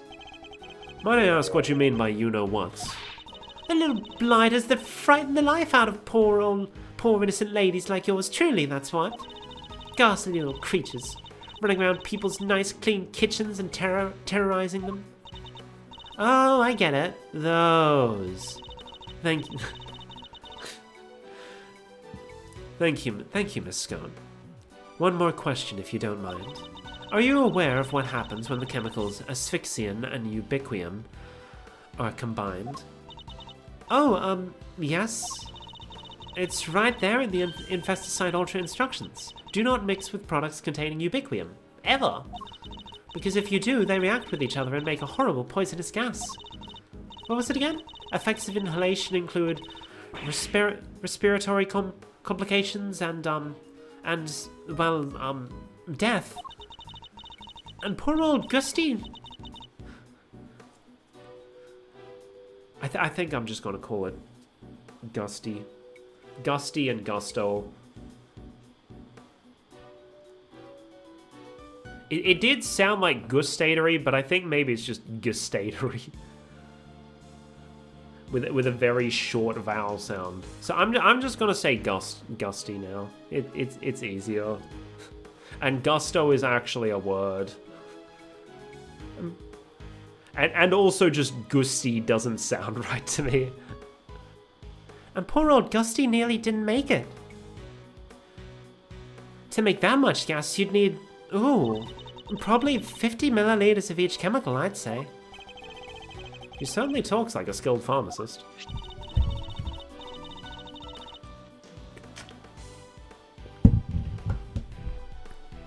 Ubiquium's awfully thick and sticky, and heats up very quickly indeed.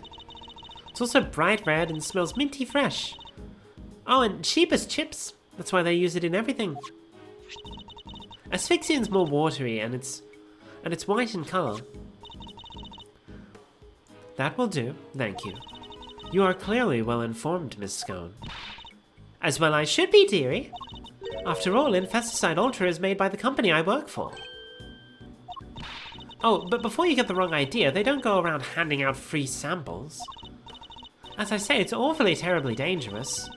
You couldn't buy it even if you wanted to. Yes, Miss Scone. Very interesting indeed. I think that tells us all we need to know. Strange. I thought she suspected Miss Scone. But something in that smile makes me wonder if she has some other angle in mind.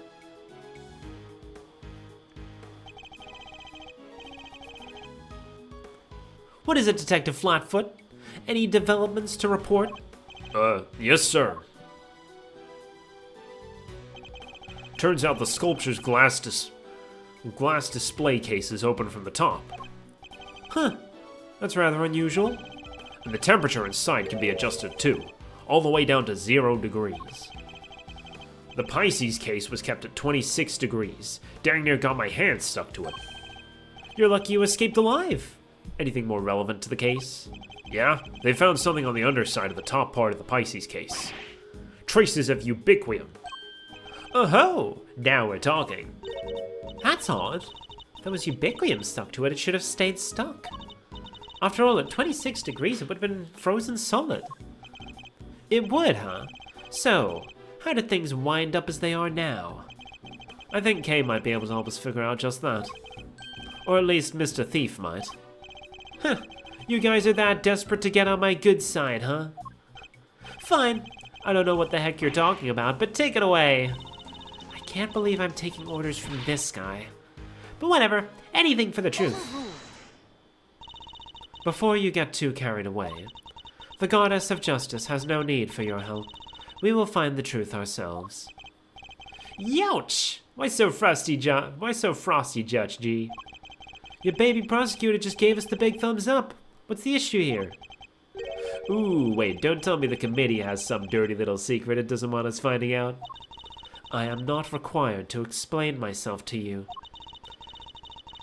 But if you feel you absolutely must participate in the investigation, perhaps you can prove to me that it would be worth our while to keep you around. What exactly does she have in mind here? Who triggered the release of the poison gas? If you can answer this question, I will consent to your participation in the investigation. You heard the lady smiles? Somebody opened the Pisces case and let out the gas. Considering what we've learned so far, there's only one person it could possibly be, no? Yes. The answer is indisputable.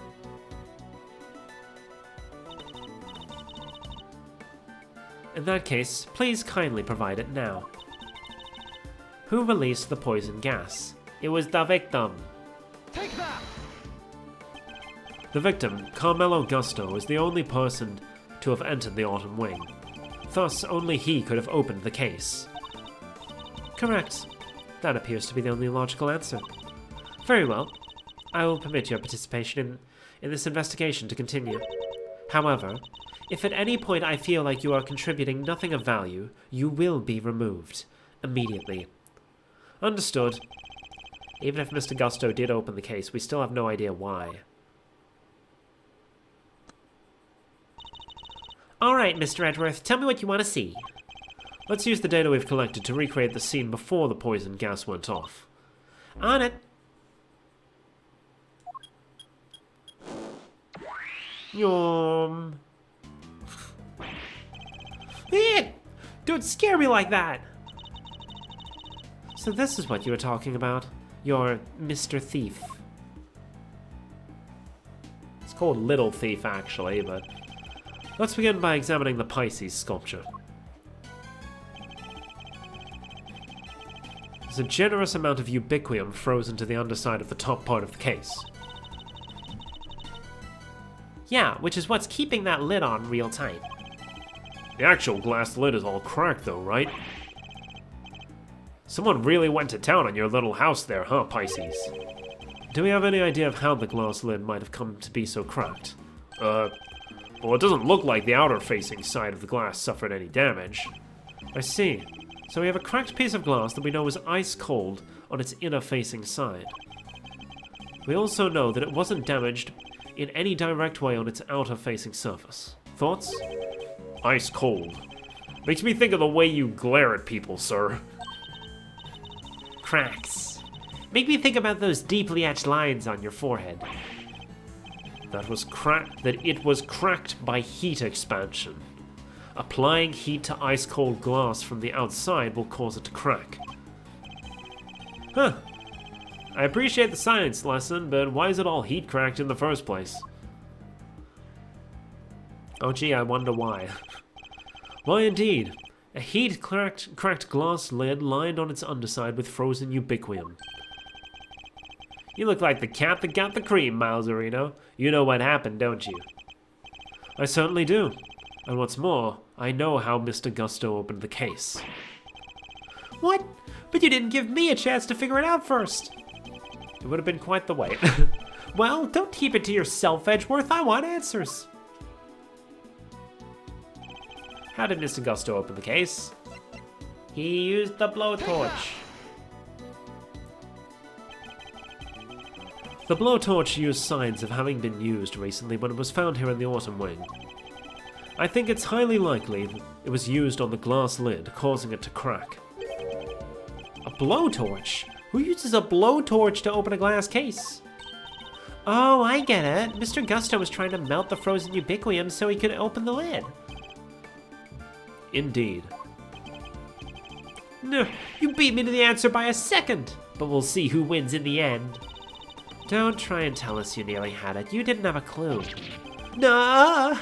It was Edgeworth making things hard to understand. Okay, would you mind updating the recreation so that Mr. Winner can follow along too? Sure, just for him. Alright, here goes. Whee! Mr. Gusto was alone in the autumn wing. And while he was in here, he used his blowtorch to melt the frozen ubiquium on the underside of the lid. Uh-huh, and? The ubiquium melted. As the ubiquium melted, it mixed with the asphyxiant that was already present inside the glass case, thereby producing our poisonous gas. That flowed a lot further than it did in Larry's drawing. When Mr. Gusto finally managed to open the lid, he would have released the gas and poisoned himself. He made it as far as the fountain room where he collapsed.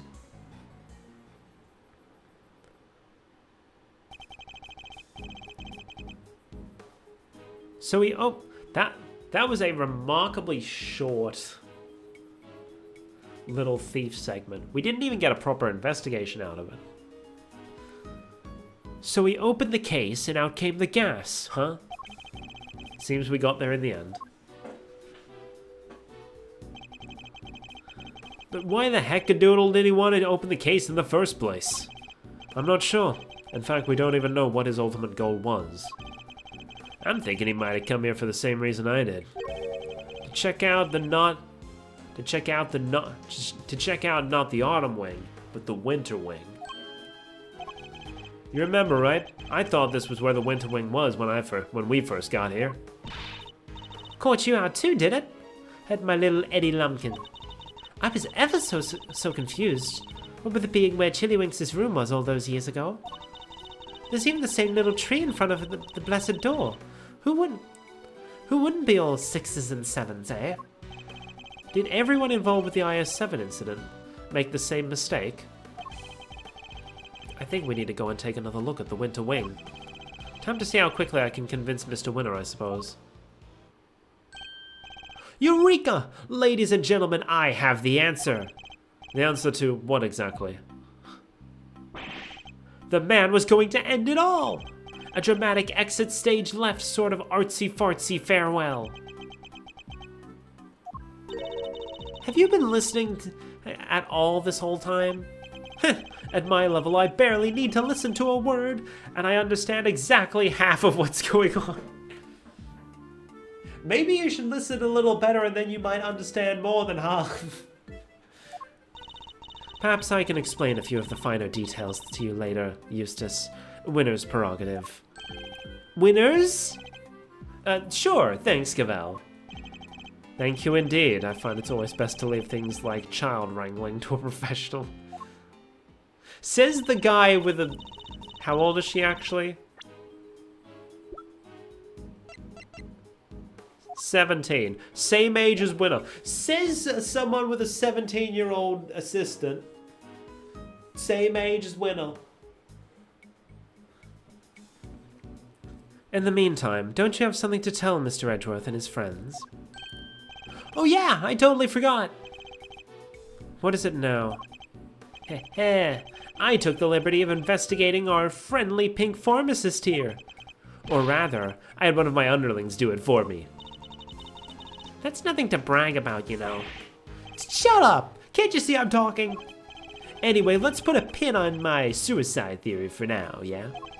I have something more important to tell you. It was Miss Delicious who set up the poison gas trap. How could you say that? I was greatly saddened to learn of this, Miss Scone. Your profession is one dedicated to saving lives, and yet you used your expertise to try to take one. I beg your pudding! How dare you! I did no such thing! Perhaps you could explain, Mr. Winner? You bet I can. Get a load of this! Sorry, I saw the line and had to go for the fucking Sonic Adventure line. Get a load of this.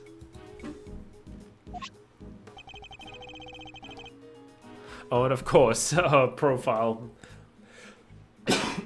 Sorry. Her license photo is just a crop of her sprite.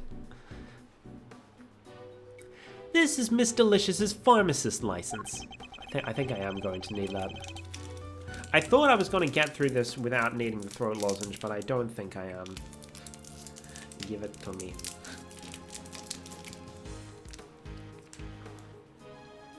And it says right here that she's authorized to handle Infesticide Ultra. A product that we have established contains asphyxian, one of the ingredients of our poison gas. Exactly! It's almost impossible for ordinary people to get a hold of that stuff. But Miss Delicious is no ordinary person. I just noticed. Hold on. I need to check something.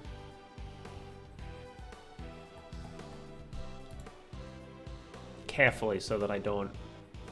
Why did it go to his theme song? Why this was the first result in Google his theme song and not his regular... Is he... Oh no, it has always been sharp, okay. For some reason I thought his ahoge ended in like a rounded point rather than a sharp one. But no, it has always been sharp. Maybe I was confusing him with Mao. Mao has the same little thing going on with her hair. Anyway. But Miss Delicious is no ordinary person. She's a card-carrying pharmacist. I didn't do it. This is all just a terrible misunderstanding. Objection! And that's not all.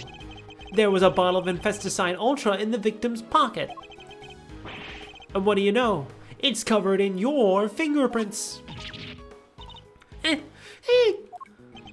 We know that you and Miss Bound took the victim to the medical room. What better moment to slip the bottle into his pocket, No!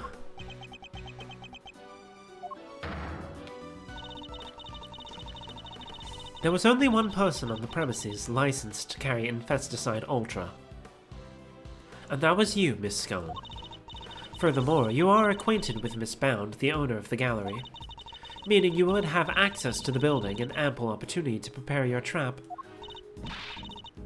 No, dear, listen! You don't understand! That Infesticide Ultra was stolen from me. Lying will only lengthen your sentence, Miss Scone. Will it, though? Will it?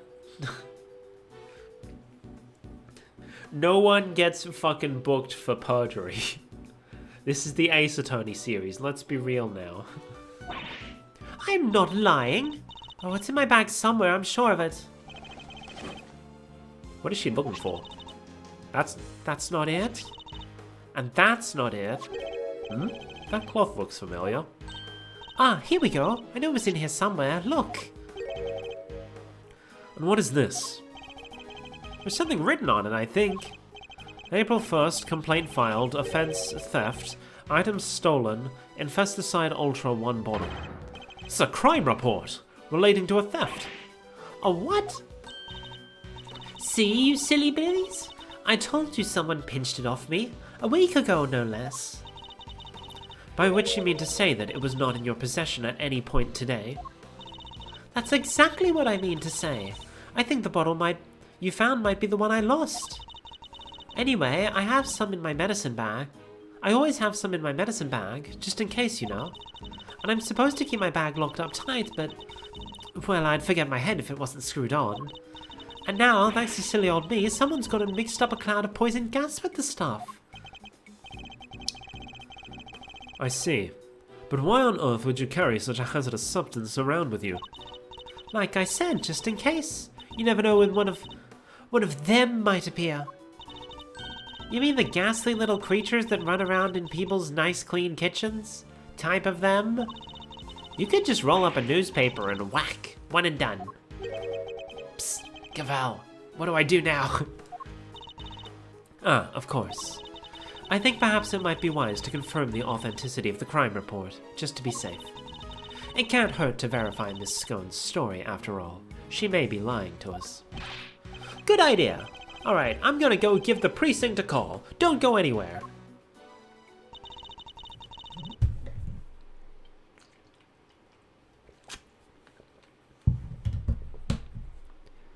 Miss Scone might not be guilty after all. Indeed. If she really were the one who set up the poison gas trap, then I highly doubt she would have used a method that directly implicates her. So who do you think it is? So who do you think did it, Smiles? Someone with knowledge of the victim's likely behavior, and the time and means to prepare. Two factors which point to one very specific person. Oh yeah? And who might that be? Don't leave us hanging, big guy.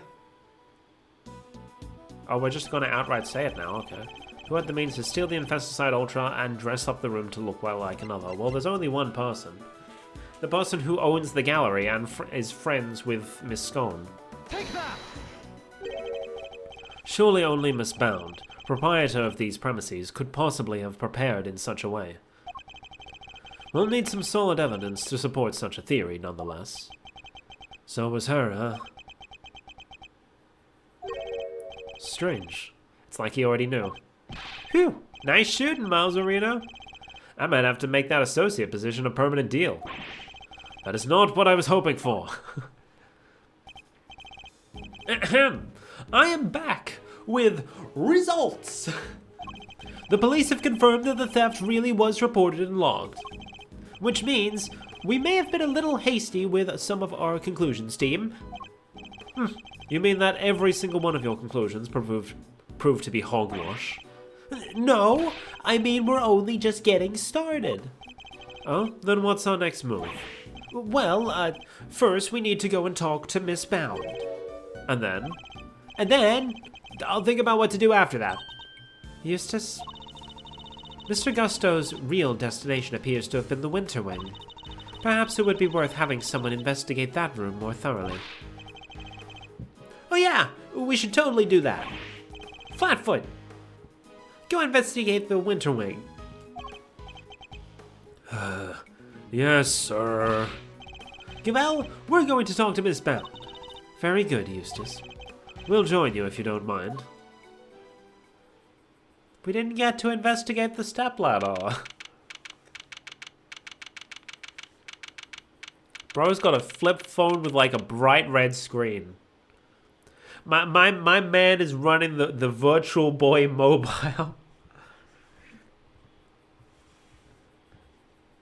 Like, red buttons I can understand, but a bright red screen, that's not something you see often. Alright, you have your orders. Go talk to Miss Bound for me. Hey, Mr. Winter, weren't we going to talk with Miss Bound ourselves? Sure, but I thought, why not let the grunts handle the grunt work, you know? Means I can just sit back and wait for their report. A winning strategy. You spoiled little... Ugh, he's so exhausting. I need a break. Huh? There's something in the fountain. Ta-da! Gah! It's a body! What on earth? Order! Order in the court! Somebody call forensics! Bad news, sir! Real bad news! Order! I will have order, detective! The ice sculptures in the Winter Palace! They've all melted! What? Huh? Say! I feel like that was supposed to be what did you say, but Eustace missed the cue. What did say? What is the meaning of this? Now we have 2 victims? Yeesh. Talk about deja vu. Just like 18 years ago. Even the ice is melted again. Again? It's like some weird rerun. Same people, same everything. Said it before and I'll say it again. This is no coinkydink. You're with me, right, Miles Arena? I am. I think the answers lie in the IS-7 incident itself. In fact, I'm convinced of it. Huh. Great minds think alike. Alrighty then. Time for another trip down memory lane. Oh no, we're going back. To be continued. Back to the past.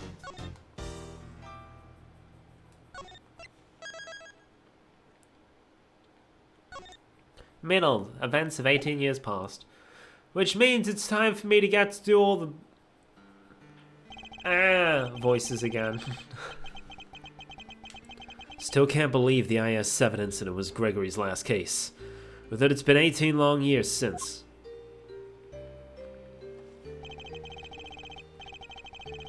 A murder at a confectionery contest. And one of the participants, no less. Artie Frost.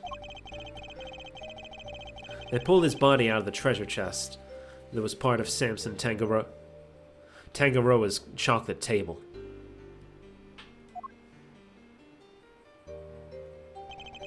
Hold on. Did I read that right?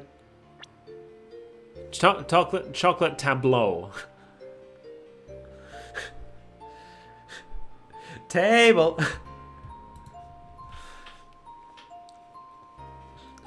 He'd been hit in the head with a large rock salt lamp and subsequently bled to death. We found the lamp hidden inside the candy castle delicious scone had made for the contest. But then, before anyone had the chance to investigate Mr. Frost's own room,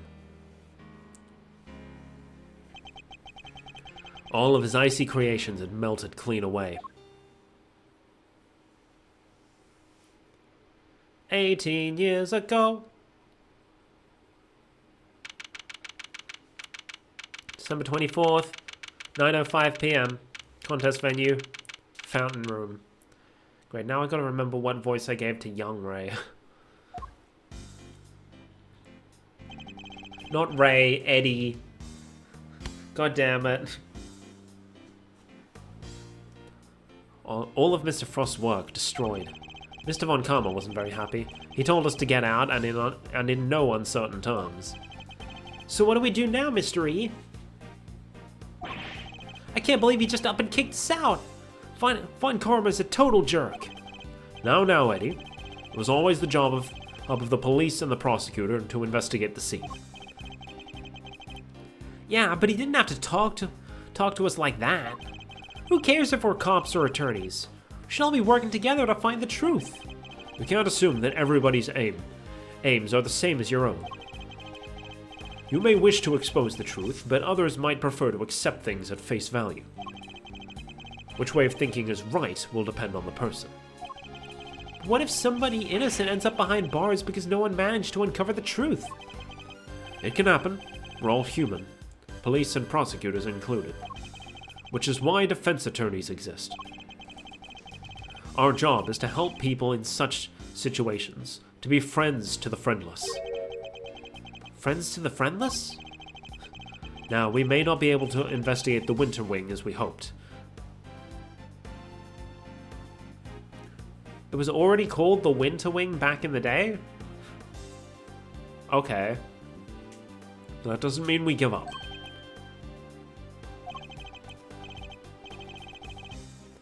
You're right, Mr. E. I'm sorry. I should have thought before I opened my big mouth. Huh. You're young, Eddie. You'll learn soon enough. How old is Eddie in this case? 18, okay. A year older than Kay and Eustace. I will, I promise.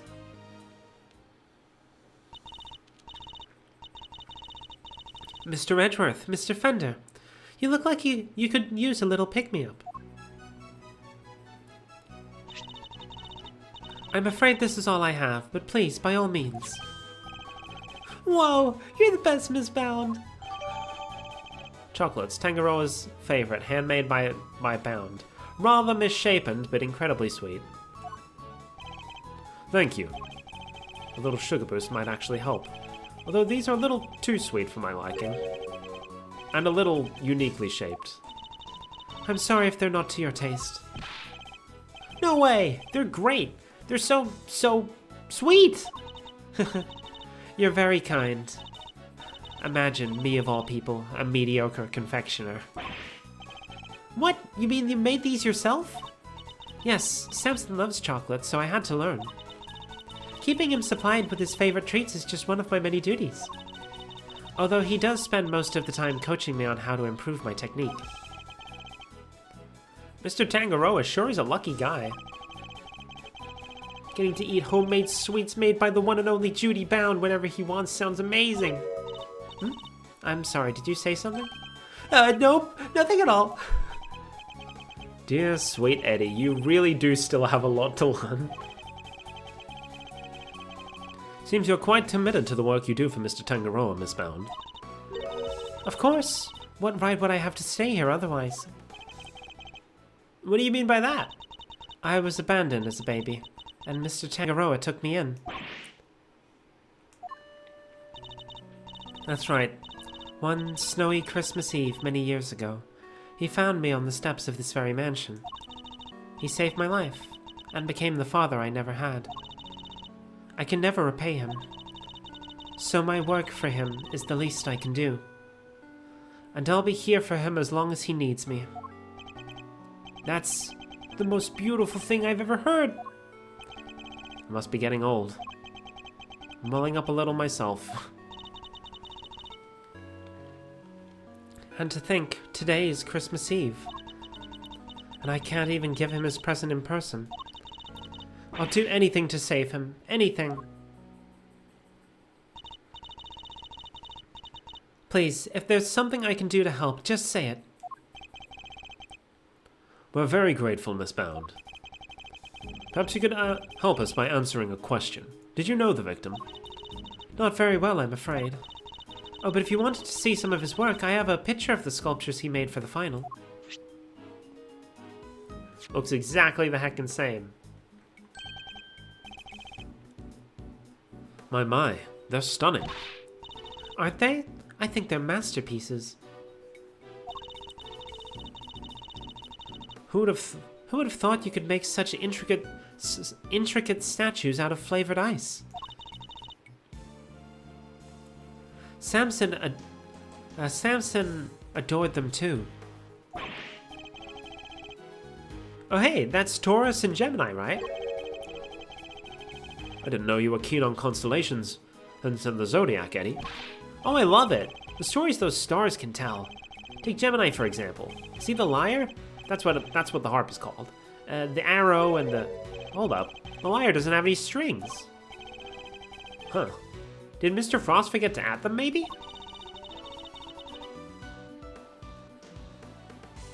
That doesn't sound like something he'd forget to do. Wait, really? But I thought you just said you didn't know him very well. Oh, well, he didn't seem like the type. Seems she's got something to hide, too. You took this photograph yourself, Miss Bound. Yes, I used this instant camera here. It develops the pictures as soon as you take them. It's so useful. Ooh, I'd love to see it in action. Then why don't I take your picture? Yes! Come on, Mr. E, let's get a shot of the both of us. Well, alright then. It would be a shame to waste a good hair day. You're wearing a hat, my dude. They're not gonna see your hair. Ready? Say cheese. There, all done. And the picture is yours to keep, Mr. Fender. Oh my gosh! Thank you so much! That's such a cool camera. Well, it's the only one we've got, so we use it for all our picture-taking needs. It's very convenient, but the lack of negatives is something of a shame. So there aren't any negatives for us to reference, huh? I assume Mr. Tangaroa used this same camera during the contest? Yes, you assume correctly. He used it for some work-in-progress pictures of his seascape. And later to take some photos of the other contestants' works. But didn't you take a picture of the body when you discovered it? And didn't you discover the body while the judging was still underway? Ah, yes, Samson wanted pictures of all the entrance completed rooms. But the film ran out just as he finished photographing Mr. Gusto's work. So he asked me to go put in a new cartridge. He seemed to think there should have been more shots left than there were. In other words, the film ran out sooner than expected? Yes, the number of shots he took didn't line up with the number of shots remaining. But he thought maybe he just lost track somewhere along the way. But had he really, though? Had he really, though? I went to our living area to change the film and was passing through the fountain room on my way back. When I heard the sound of something break and collapse in Samson's room. Samson? Are you in here? Ah! Mr. Frost's body was just lying there. I was in total shock. It was all too much. But I remember, I called the police, and then I went to tell everybody else. And the camera, it's been with me ever since. I see. I'd be grateful if you could lend us the camera in this picture, Miss Bound. Of course. Here you go. Thank you.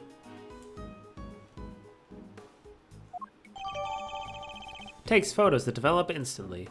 A new film cartridge has 20 exposures, but there are only 3 remaining.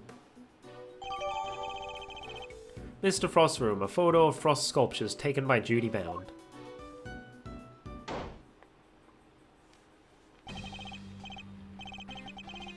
Detective Bad, Miss Scone, are they done investigating? They're done with me, that's for certain. The big old meanie told me to clear off. Honestly, that Mannykins will be the end of me. The cheek of him. Guess he got tired of people cluttering up his crime scene. Did he run you off too, Detective Bad? Yeah. Von Karma seems to think I'm a nuisance. Can't do things his way with me around. Why would Mr. Von Karma go as far as to exclude his own lead detective? Still, got a pretty good look at the scene. As for Gusto, he's enjoying a nice little chat right now in Frost's room. I have to get closer to the mic for Bad because I can't do his voice very loudly. What about? About the fact that Miss Bound said she saw him going in there during the contest. Mr. Gusto went into Mr. Frost's room? That's right, and I have to say he looked very much like he didn't want to be seen. I don't know what he could have been up to. Well, he's candidate number 1 at the moment, as the guy who melted Frost's work.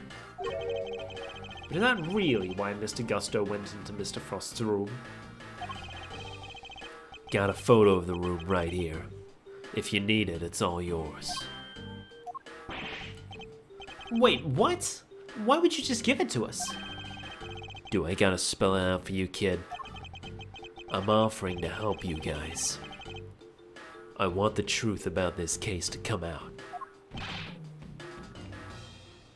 Detective. Really, Detective Bad? Mr. Von Karma won't be happy about this. Yeah, well, I'm not Von Karma's stooge. If he's gonna stonewall my investigation, then I'm not gonna play by the book either. Can't let some pesky rules keep me from finding the truth. That's bad for you. Now can I, Mr. Edgeworth? Indeed. Thank you, Detective Bad. Wow. I can't believe you won him over, Mr. E. Well, I haven't the foggiest what you're all going on about, but here's to new friends, eh? It's definitely nice to have the good detective on our side, that's for sure. Alright, let's take a look at that photograph. Look at that photograph. Here.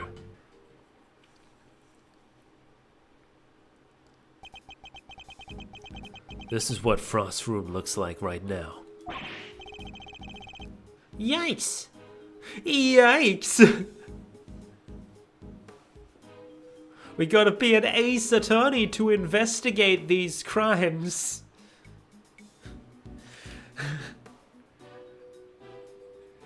I couldn't think of how to work Prosecutor's Gambit into it.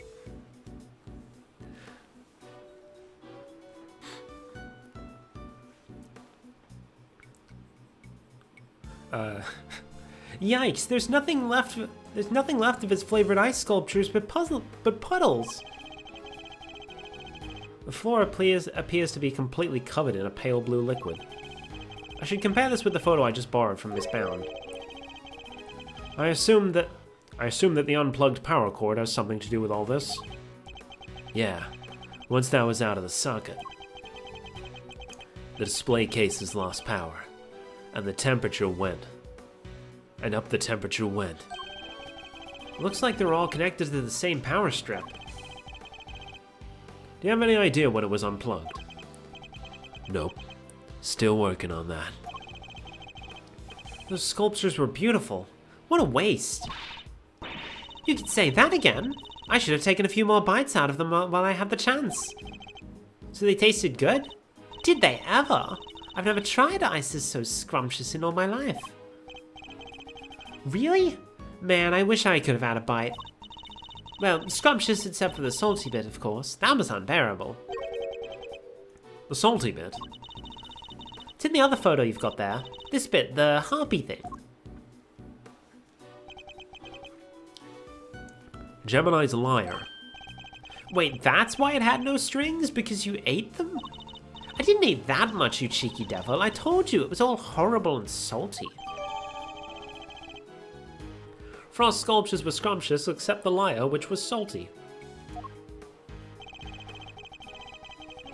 It's interesting that only one particular part of this particular sculpture tasted different from the rest. And could somebody other than Miss Scone really be responsible for eating the rest of the strings? Did you notice anything else, Miss Scone? Come to think of it, I did. There was a funny little mark on Chillywinks' work. It was 2 little letters. Let me see if I can draw it for you. There we go. Yes, it looked just like that. Almost like a signature or something. Wait. We have a thing that relates to that, don't we? I just knew Mr. Frost wouldn't have made that harp without strings. He's not the type to skip an important detail like that. I hope you don't mind me asking, Miss Bound, but are you certain you didn't know Mr. Frost particularly well? What? No, I barely knew him, I swear. Watch as I step back and forth like I'm nervously dancing in place. Is that so? You certainly seem to have some strong opinions about his attitude towards his work. No, I just... The sculptures were so carefully made. I didn't think he'd miss something so important. I'm sorry, but I don't believe you.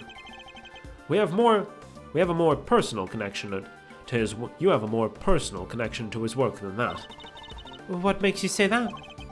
I have an item of evidence that appears to have been one of Mr. Frost's possessions, and it shares a key feature with another piece of evidence. Well, I don't know what you're talking... I won't know what you're talking about if you don't share. Mention another piece of evidence. Because, like, there's this. I think I have to, yeah. Have to look at this first. So that we know it's there.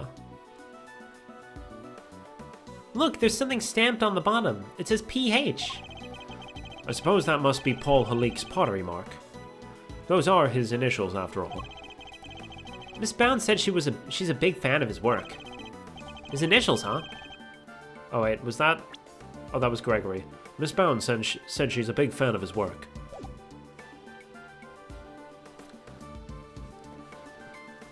His initials, huh? So if I'd made it, it would say EF?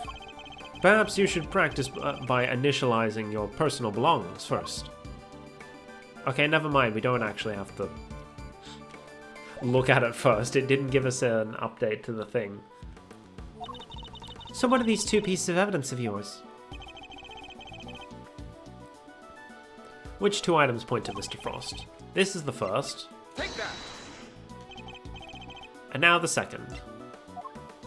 Yeah, because we don't have the Delicia's drawing, so it'll be this. Take that, take that! Miss Scone found 2 letters carved into Mr. Frost's ice sculptures. I think they were a signature of sorts.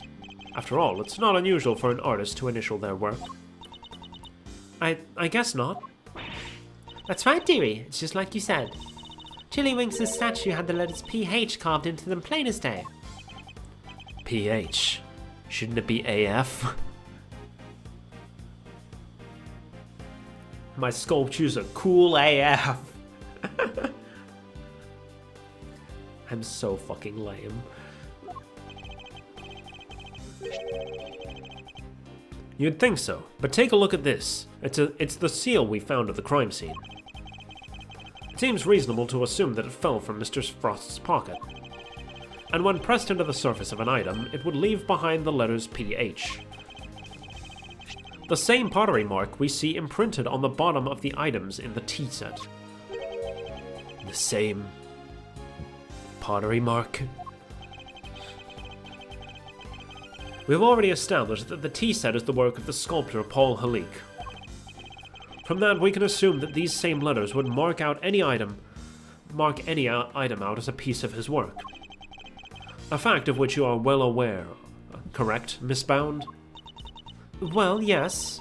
I know that he always marks his work with his initials like that. He's never revealed his true identity to the public, so it's the only way to know his works are truly his. That would be very easy to counterfeit. You mean Paul Halik was... That's right, Detective. Artie Frost had another identity. He was no ordinary confectioner, at least as far as Miss Bound was concerned. For you see, Mr. Frost was in fact a famed sculptor. Mr. Frost was in fact none other than famed sculptor Paul Halik. What? Mr. Frost and Paul Halik were the same person? But it's not like the mark's hard to copy, though. Anyone who's seen it could fake being him with it. He raises a valid point. In fact, I just raised that point a couple seconds ago. Not exactly conclusive proof that Frost was who you say he was. It was proof enough for Miss Bound. What matters is that she believed it. His true identity will have to be investigated by the good people of the precinct. All right. I'll have the boys look into it. I should have known I couldn't hide it from you, Mr. Edgeworth. So you admit it. You were aware of who Mr. Frost really was. I was. When I discovered his body, I saw the seal you found. Don't ask me how, but I just knew straight away he was my dear Paul Halik. Imagine, his entries in a confectionery contest were his final legacy. A great man like that. And be honest. Did you enter Mr. Frost's room at any point? What? Why are you asking me that? The photograph of Mr. Frost's room. I'd like to know when it was taken. Oh, it must have gotten mixed up with the one Samson took during the judging. Objection! I'm afraid I find that rather hard to believe. You said yourself that the camera ran out of film during the judging, and that you've had to charge the camera since before Mr. Tangaroa had the chance to visit Mr. Frost's room. You've had charge of the camera. That's how you were able to take that picture when you discovered Mr. Frost's body. I suppose so. This suggests that you only took 2 pictures with the new film. One of Mr. Frost's body and one of his room. But I have a piece of evidence that says otherwise. You do? Which piece of evidence? Well, it would be the camera itself, because there are only 3 exposures remaining. Take that! The camera? You gave the picture of the body to the police, and the picture of Mr. Frost's room to me. Oh, and you gave us that picture you took of me and Mr. Edgeworth, too. 3 photographs in total, and yet the film cartridge camera only has 3 exposures remaining. Out of a total of 20. You took more pictures, and I want to know what of. I'll need to see all the photos you took. Perhaps then we'll finally learn what you are really up to. I'm so sorry. I confess, I've been lying to you.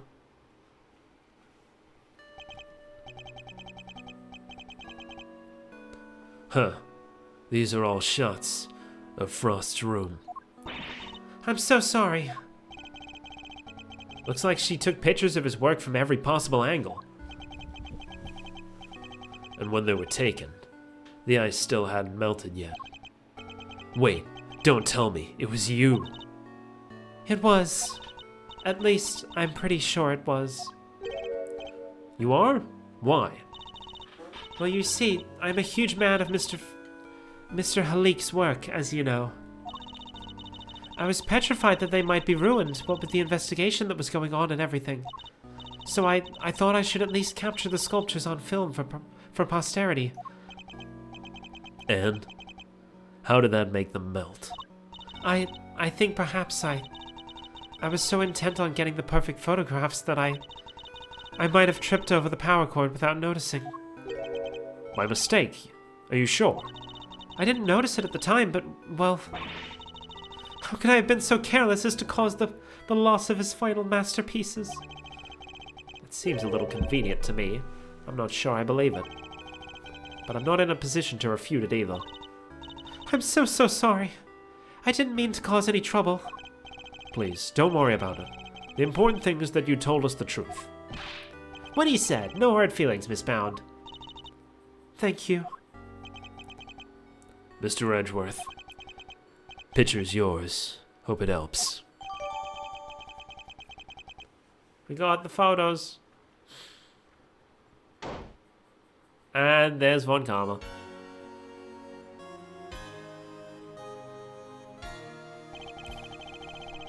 Are you infernal nuisances still here? I don't know. You don't know when to give up. Linger for as long as you like. The answer is still the same. You are not part of this investigation. Whether a part of it or not, we'll uncover the truth nonetheless. It seems you don't know when to shut up either, but I commend you on your stubbornness. Mr. Von Karma, I'm afraid I'm the one responsible for Mr. Frost's work melting. What?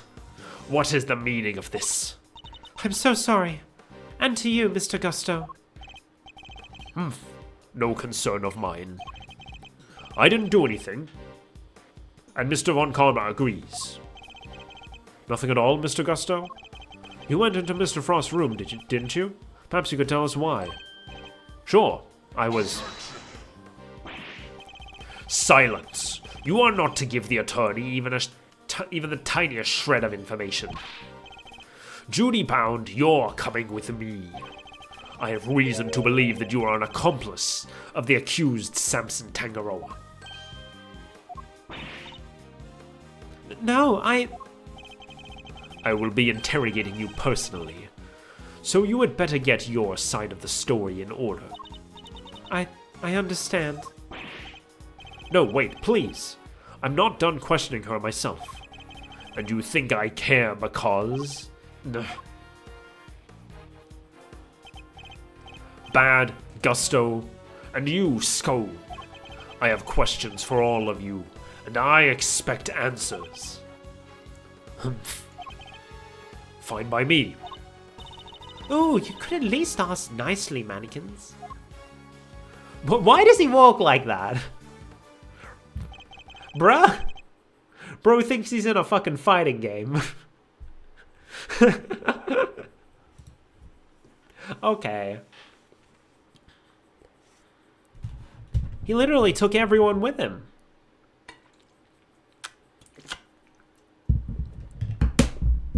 And already my throat is starting to die. How did I make it through a whole stream of this last time? Indeed. Well, I suppose that means there's little point in us hanging around either. Perhaps it's time we got going anyway. It is rather late. I hope the snow has let up. You're right. Home time. Heh. Guess my stomach's in agreement too. Alright, let's go grab a burger. Before my own stomach starts grumbling too.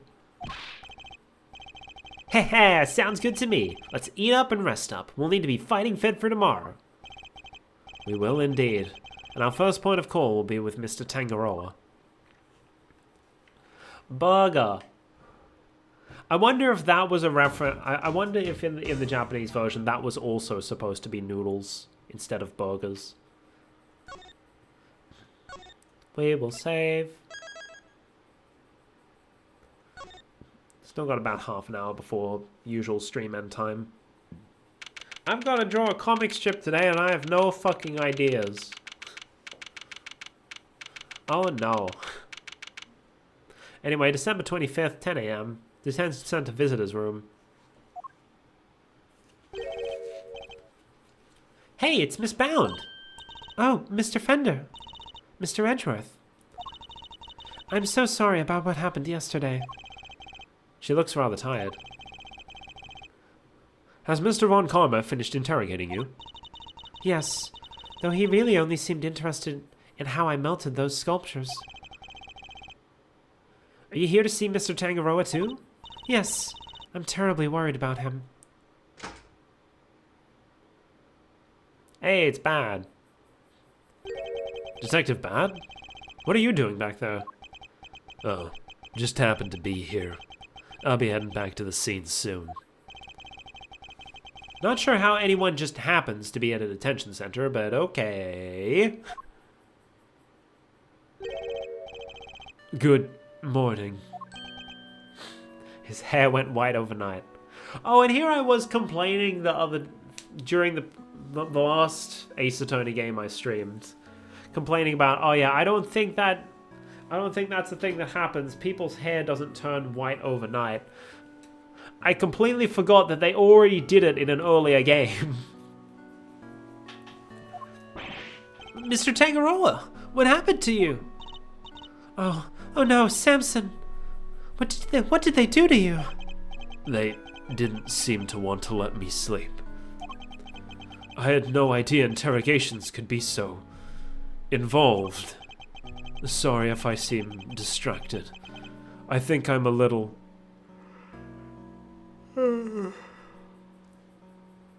tired. Me too, buddy. Me too.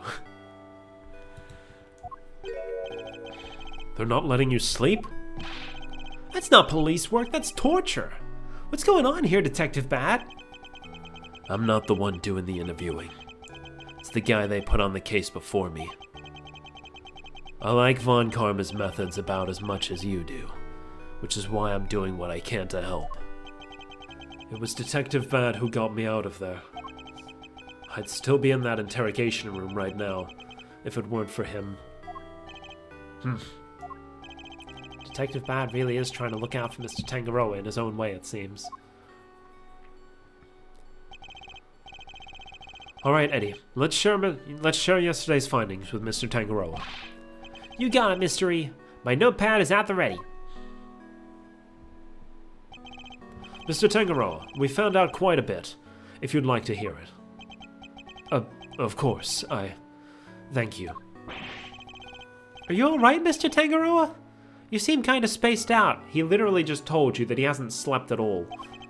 I'm fine. I just think my blood sugar might be running a little low. Samson! Do we have anything that might give him a little energy boost? We do, in fact. Let's do that. We have these. Huh? Is that chocolate? For me?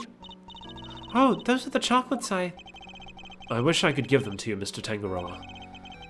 But the rules here don't exactly allow me to do so. They're like, do we have anything to give him? Like, I have something to give him. And then fucking... Now it just makes me seem like an asshole for showing it to him. Bruh. Oh, that's a shame. But rules are rules, I suppose. There must be some way we can add them to him. I hope Detective Bad is noting the meaningful look in his direction. Let me take a look at them. If they seem legit, I might consider passing them on to the suspect. Thank you, Detective Bad. My hero! I'm touched. Thank you, Detective. Yeah, whatever. Just sit tight.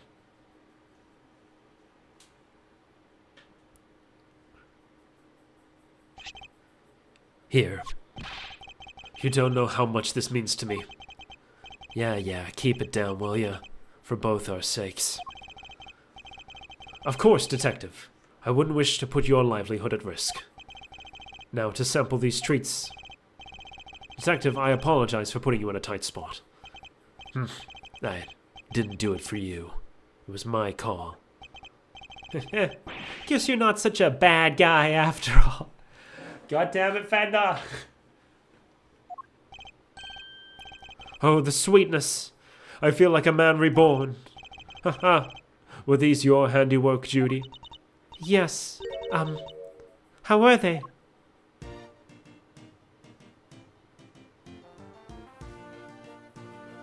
Feel the melt.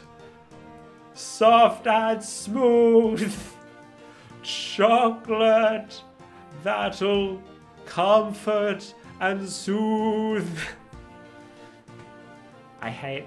Oh, he's going automatically. Ear to ear, head to toe. Smile and savor the taste as it flows. Your rhythm was a bit off there. There was way too many words in the last line. Delicious. They're not exactly beautiful, but they're sweet and oh so flavorful. Thank you, Judy. I'm so glad you like them. And I'm glad you're back to your old self.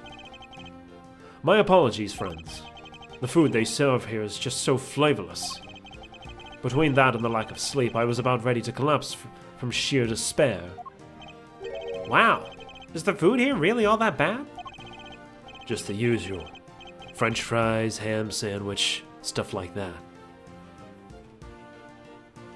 Pretty sure that's not what it was in the fan translation, but I'm guessing the fan translation was probably more accurate to what was in the original Japanese version, and then the official translation tried to Americanize it a bit more.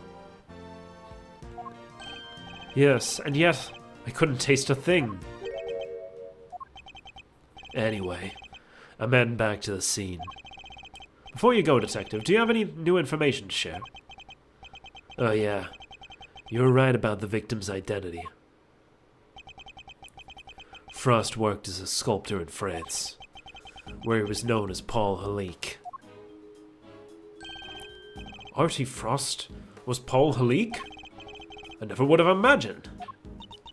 Poor Mr. Halik. So the famous French sculptor wasn't a Frenchman after all, huh?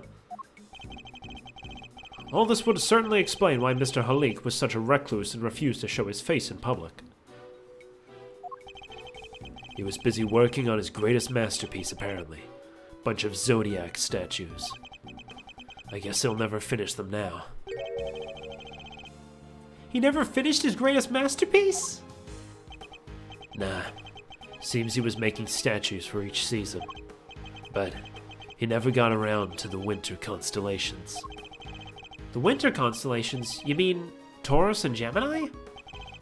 The two he made out of ice would have completed the set. Yeah. And now they're nothing but puddles. What a bummer. I'm so sorry. No, Miss Bound, I wasn't blaming you. One last thing. Seems he had himself a bit of a spending habit when it came to his work. Every statue cost him millions to make. Which means he was always strapped for cash. We're checking to see if there's any chance someone called in a debt.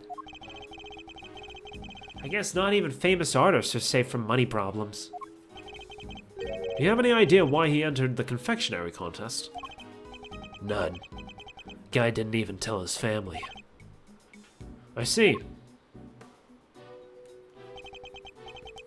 Alright, I really gotta get going. I'll go fetch another guard, but I can't be hanging around here any longer. Understood, Detective. We'll see you again shortly.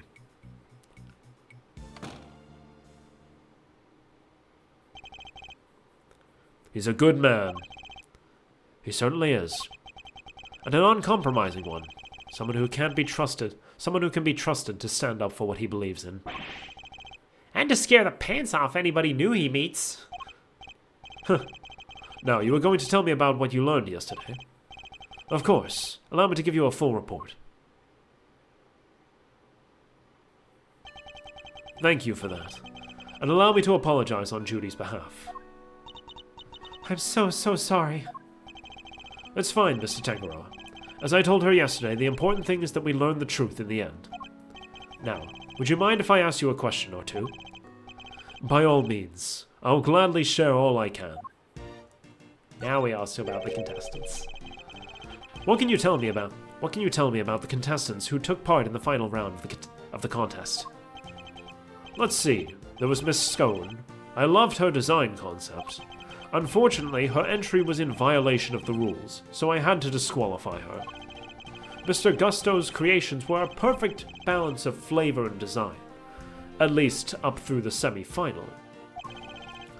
But disappointingly, his entry for the final was subpar on both counts. And there was actually something a little unusual about his entry for the semi-final as well. Which was, it tasted identical to Mr. Frost's. They may have looked different, but I could have sworn I was eating the same thing. Huh? And what exactly did his work look like? Oh, there should be a photograph back at my mansion. I'll show it to you later, Mr. Edgeworth. Much appreciated, Miss Bound. But Mr. Frost's entry for the finals, that was truly sublime. You were able to finish judging it? Even though his body had been discovered in the meantime? Yes, I wasn't aware of what had happened until after I'd completed my assessment. Mr. Frost wasn't in his room when I visited, so I took the liberty of sampling it. Part of the lyre, I believe. I'd never tasted anything like it! It was a dream! I was so moved that I burst into song. I'm sorry, but are you saying that the lyre tasted good? I'd like to hear more about that if you don't mind. The lyre. You're quite sure it was the lyre that you tasted when you sampled Mr. Frost's work? I'm certain of it. It was part of the Gemini sculpture, which was the only sculpture in that display case. Mr. Tangaroa, would you mind taking a look at this photograph for me? So the part you tried was the lyre, the one shown here without any strings. Oh, there were strings originally. That was the part I ate. So the strings were missing because Mr. Tangaroa ate them all, and he enjoyed them? Miss Cohen told us she ate part of the lyre as well, but she said it was far too salty for her to finish. Then it's true. The truth is, I've suspected for a while now that there might be something wrong with my sense of taste. Something wrong? How so exactly? There's a taste disorder characterized by an inability to detect salty flavors. And I suspect I've been suffering from it. I eat so many sweet foods on a daily basis that it took a while for me to even notice. But there's no denying it now. That would explain why the food here seems so bland to him. What? But your taste buds are your livelihood. Even if there were some long-term treatment option, I highly doubt a total cure for your condition exists. Nevertheless, you should put in a request to the police for a proper evaluation.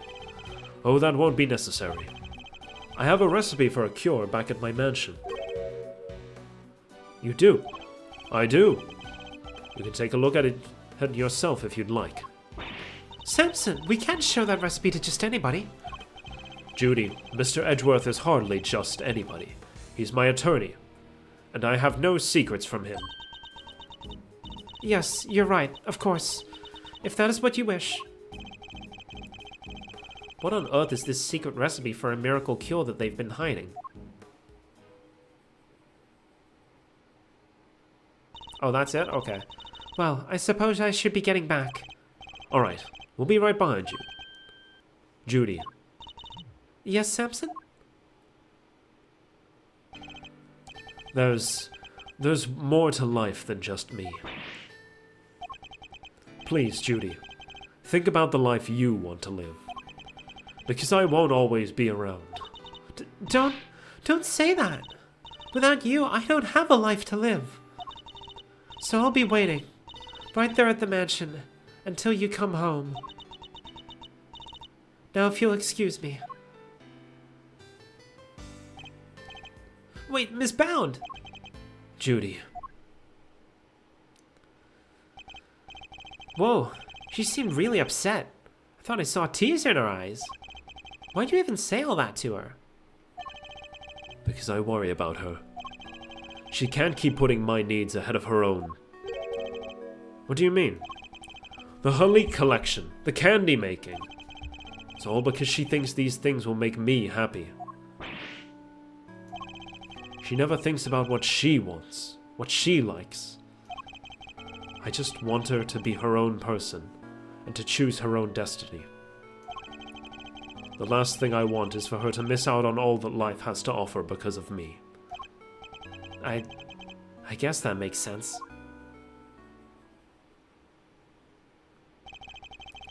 He really does see her as his own child. What parent wouldn't want their child to walk their own path? And what parent wouldn't do everything they could to protect them? I know exactly how he feels in this moment. I think I've asked you everything I can for now, Mr. Tangaroa. We should be getting back to the scene of the crime. Oh, you're leaving? I see. I suppose I'll be going back to the interrogation room for another session. Ah, yes. We'll have to do something about that. You'll speak to the police for me? That too. But I'll be putting something else in place as well. An ace up our sleeve for when the time comes. Huh. I look forward to learning more. I'm counting on you, Mr. Edgeworth. We'll be back to brief you, Mr. Tangaroa, every day. And Judy, too. Thank you, Eddie. I'll look forward to it. Mr. Tangaroa, your interrogator will do everything in his power to extract a confession from you. I hate to see an innocent man suffer like this. But please, you have to do everything you can to hold out. If you can't, Mr. Von Karma will use that confession against you for as long as this case lasts. And it will make it that much harder for me to save you. I understand, and I'll try. I won't give up until you're out of there, Mr. Tangaroa. You have my word on that. And off we go.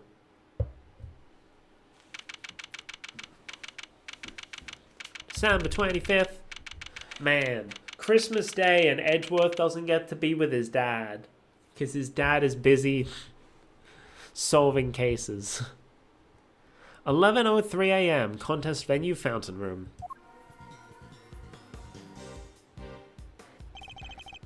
Detective Bat, thank you again for what you did earlier.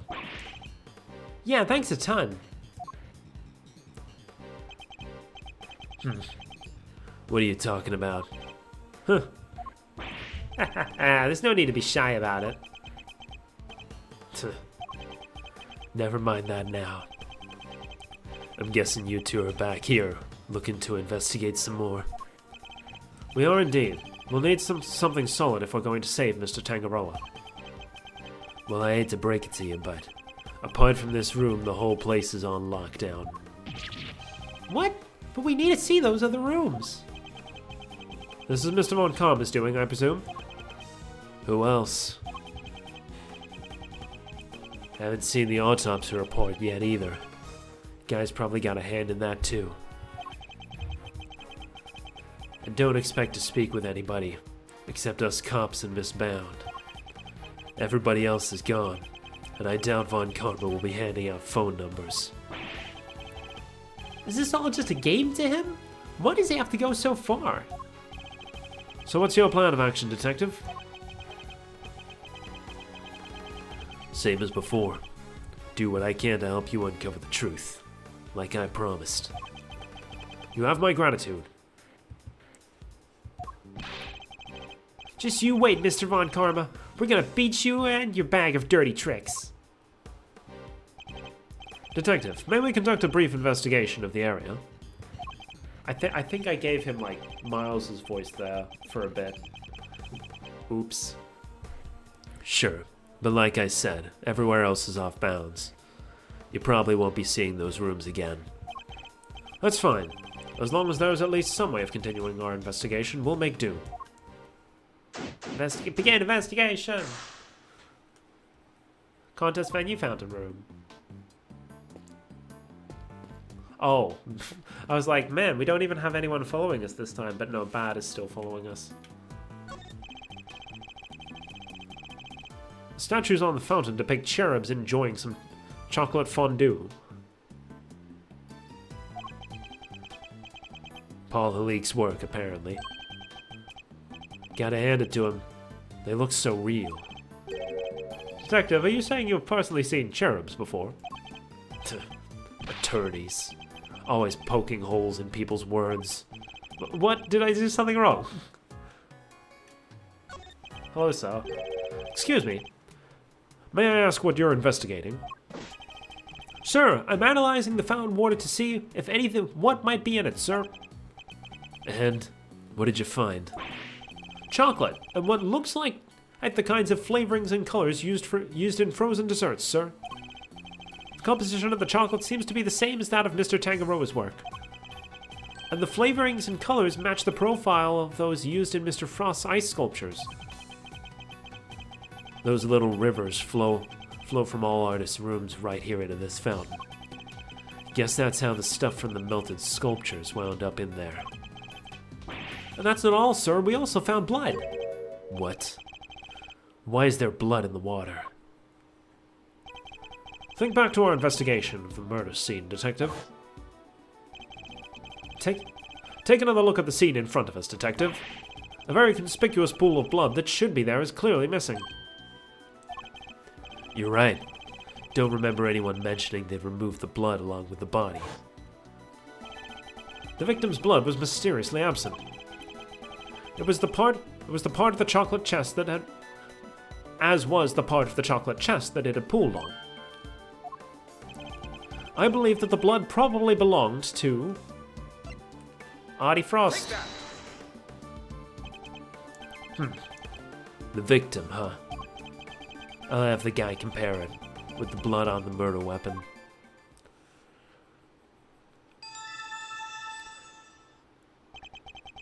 It's a match. The blood in the fountain is Frost's. But why would someone want to send the victim's blood downstream into the fountain like this? Victim's blood found in the fountain, but not at the scene of the crime. Oakley dokley.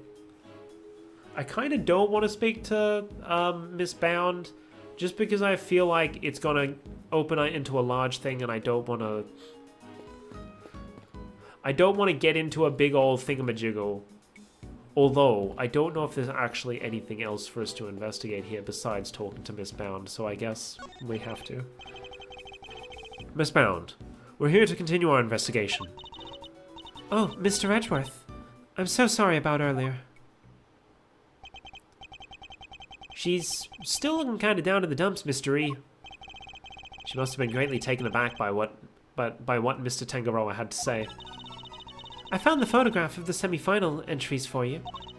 Here, it's all yours.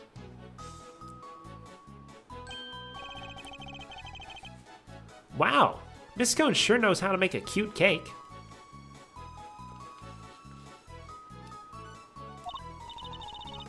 Yes, Samson loved her design for that one. And he loved the designs and flavors of Mr. Gusto and Mr. Frost's entries too. Only problem was, as Samson mentioned earlier, they tasted exactly the same. Got the same fucking roses on them too.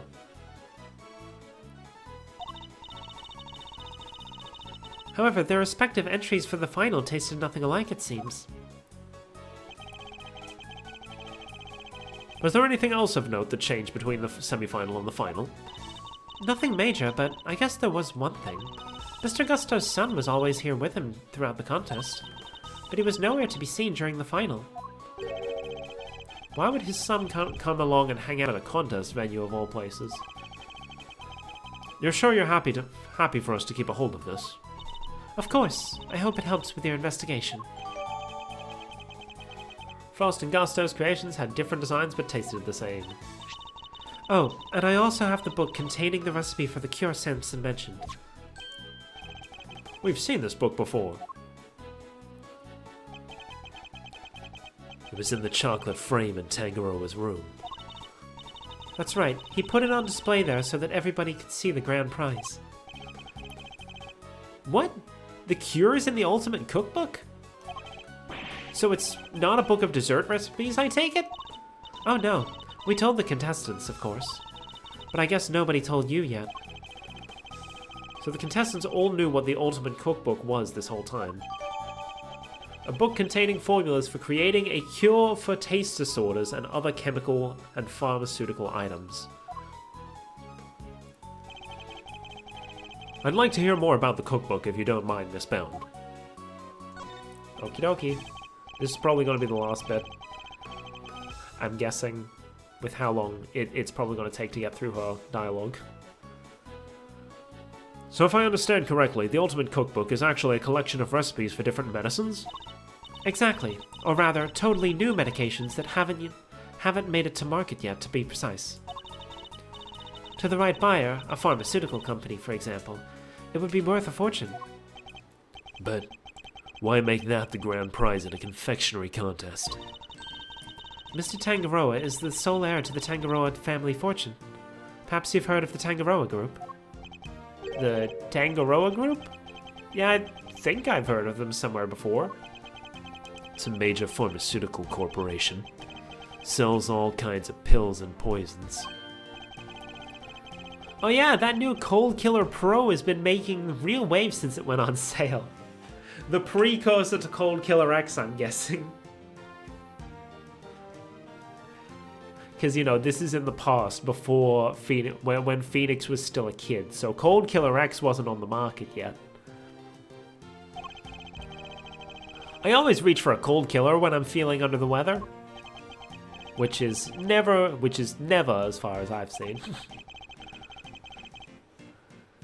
I'd like to hear more about the Tangaroa group if you don't mind. Okay, evidently that was faster than I thought it was, so we might get through all of Judy's conversations. So did the Tangaroa group not want... So did Mr. Tangaroa not want to take over for his parents and go into the family business? No. He preferred the idea of making people's lives better through the power of confectionery. And his parents supported him in his quest to become the best in the world. Then, when they passed away, he inherited the cookbook. But why would he make such a valuable heirloom a mere contest prize? He's been hounded by so many people looking to make that book their own, he was tired of it. But it would have been an insult to his parents' memory to simply give it away. So he decided to find somebody he felt was worthy of it. I'll bet the board of directors loved that. Handing over the fruits of all their expensive research to someone else. They hated the idea, of course. Which is why Delisha entered the contest. The Tangaroa group wanted her to win the book back for them. Which is why she blatantly cheated during the finals and got herself disqualified. So you knew she was a pharmacist all along? Yes. And not only that, I told her how to appeal to Samson's tastes. I tried to help her win. But why? I wanted to protect Samson by protecting the Tangaroa group. If that cookbook fell into another company's hands, the board would never forgive him. So I wanted to find a way to keep it within the company, but in a way that Samson couldn't object to. So that's how Miss Scone managed to make it so far in the contest, in a contest she had no business taking part in. But Miss Scone wasn't the only one pretending, was she? Mr. Frost wasn't really a confectioner either. And yet he still made it all the way to the final just like she did. Not bad. Yes, it's unbelievable, isn't it? Such a talented sculptor, and a gifted crafter of desserts too. Gifted indeed, judging by the standard of his work in the final. But how did one man produce pieces of that size and quality in such a short period of time? I'm not sure I have much more to tell you. But if there's anything else I can help you with, I'd be happy to, of course. She's certainly very keen to ensure that she does all she can for Mr. Tangaroa. I could certainly use a cup of tea. Here you made us yesterday, if you don't mind. I think that might help move the investigation along nicely. Oh, I'll have some too. Your tea is to die for, Miss Bound. Well, how could I possibly refuse? I'll bring it right out. You know, I think that cheered her up a little. Investigation complete, cool. We've learned a little more about the contestants' participants, but that's going to have to wait until next time, because it's 12 o'clock. That means it's time for me to have lunch. And also go exchange some coins for my laundry stuff. And also draw a fucking comic strip that I still don't have any ideas for. Oh no. Oh no. How am I going to do this? I somehow manage it every week. Don't know how I'm going to do it this time. Why do I keep doing a weekly comic strip when I clearly have no ideas for comics? Who fucking knows? It's too late for me to stop now. It's an obligation. Maybe I'll take a break at some point. Just be like, yeah, me stuff's going on hiatus until I come up with more ideas. And then I just pre-draw a bunch of ideas so that I'm done in advance. I don't fucking know. I'll figure it out at some point. Anyway, next stream will be tomorrow, where we will be building some Lego, because I have Lego sets for this month I've probably mentioned this already, but starting next year, I'm probably going to drop my LEGO streams back to once every 2 months instead of once a month. Just because I feel like... Actually, there are multiple reasons, but like...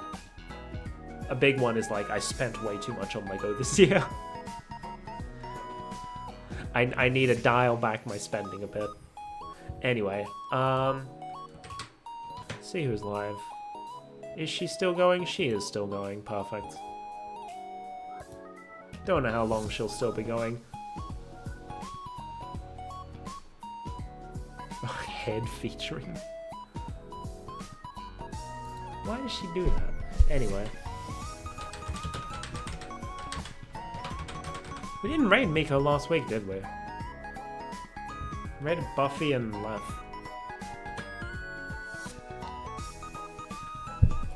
No, it's fine. It's time to go back to our usual raid target.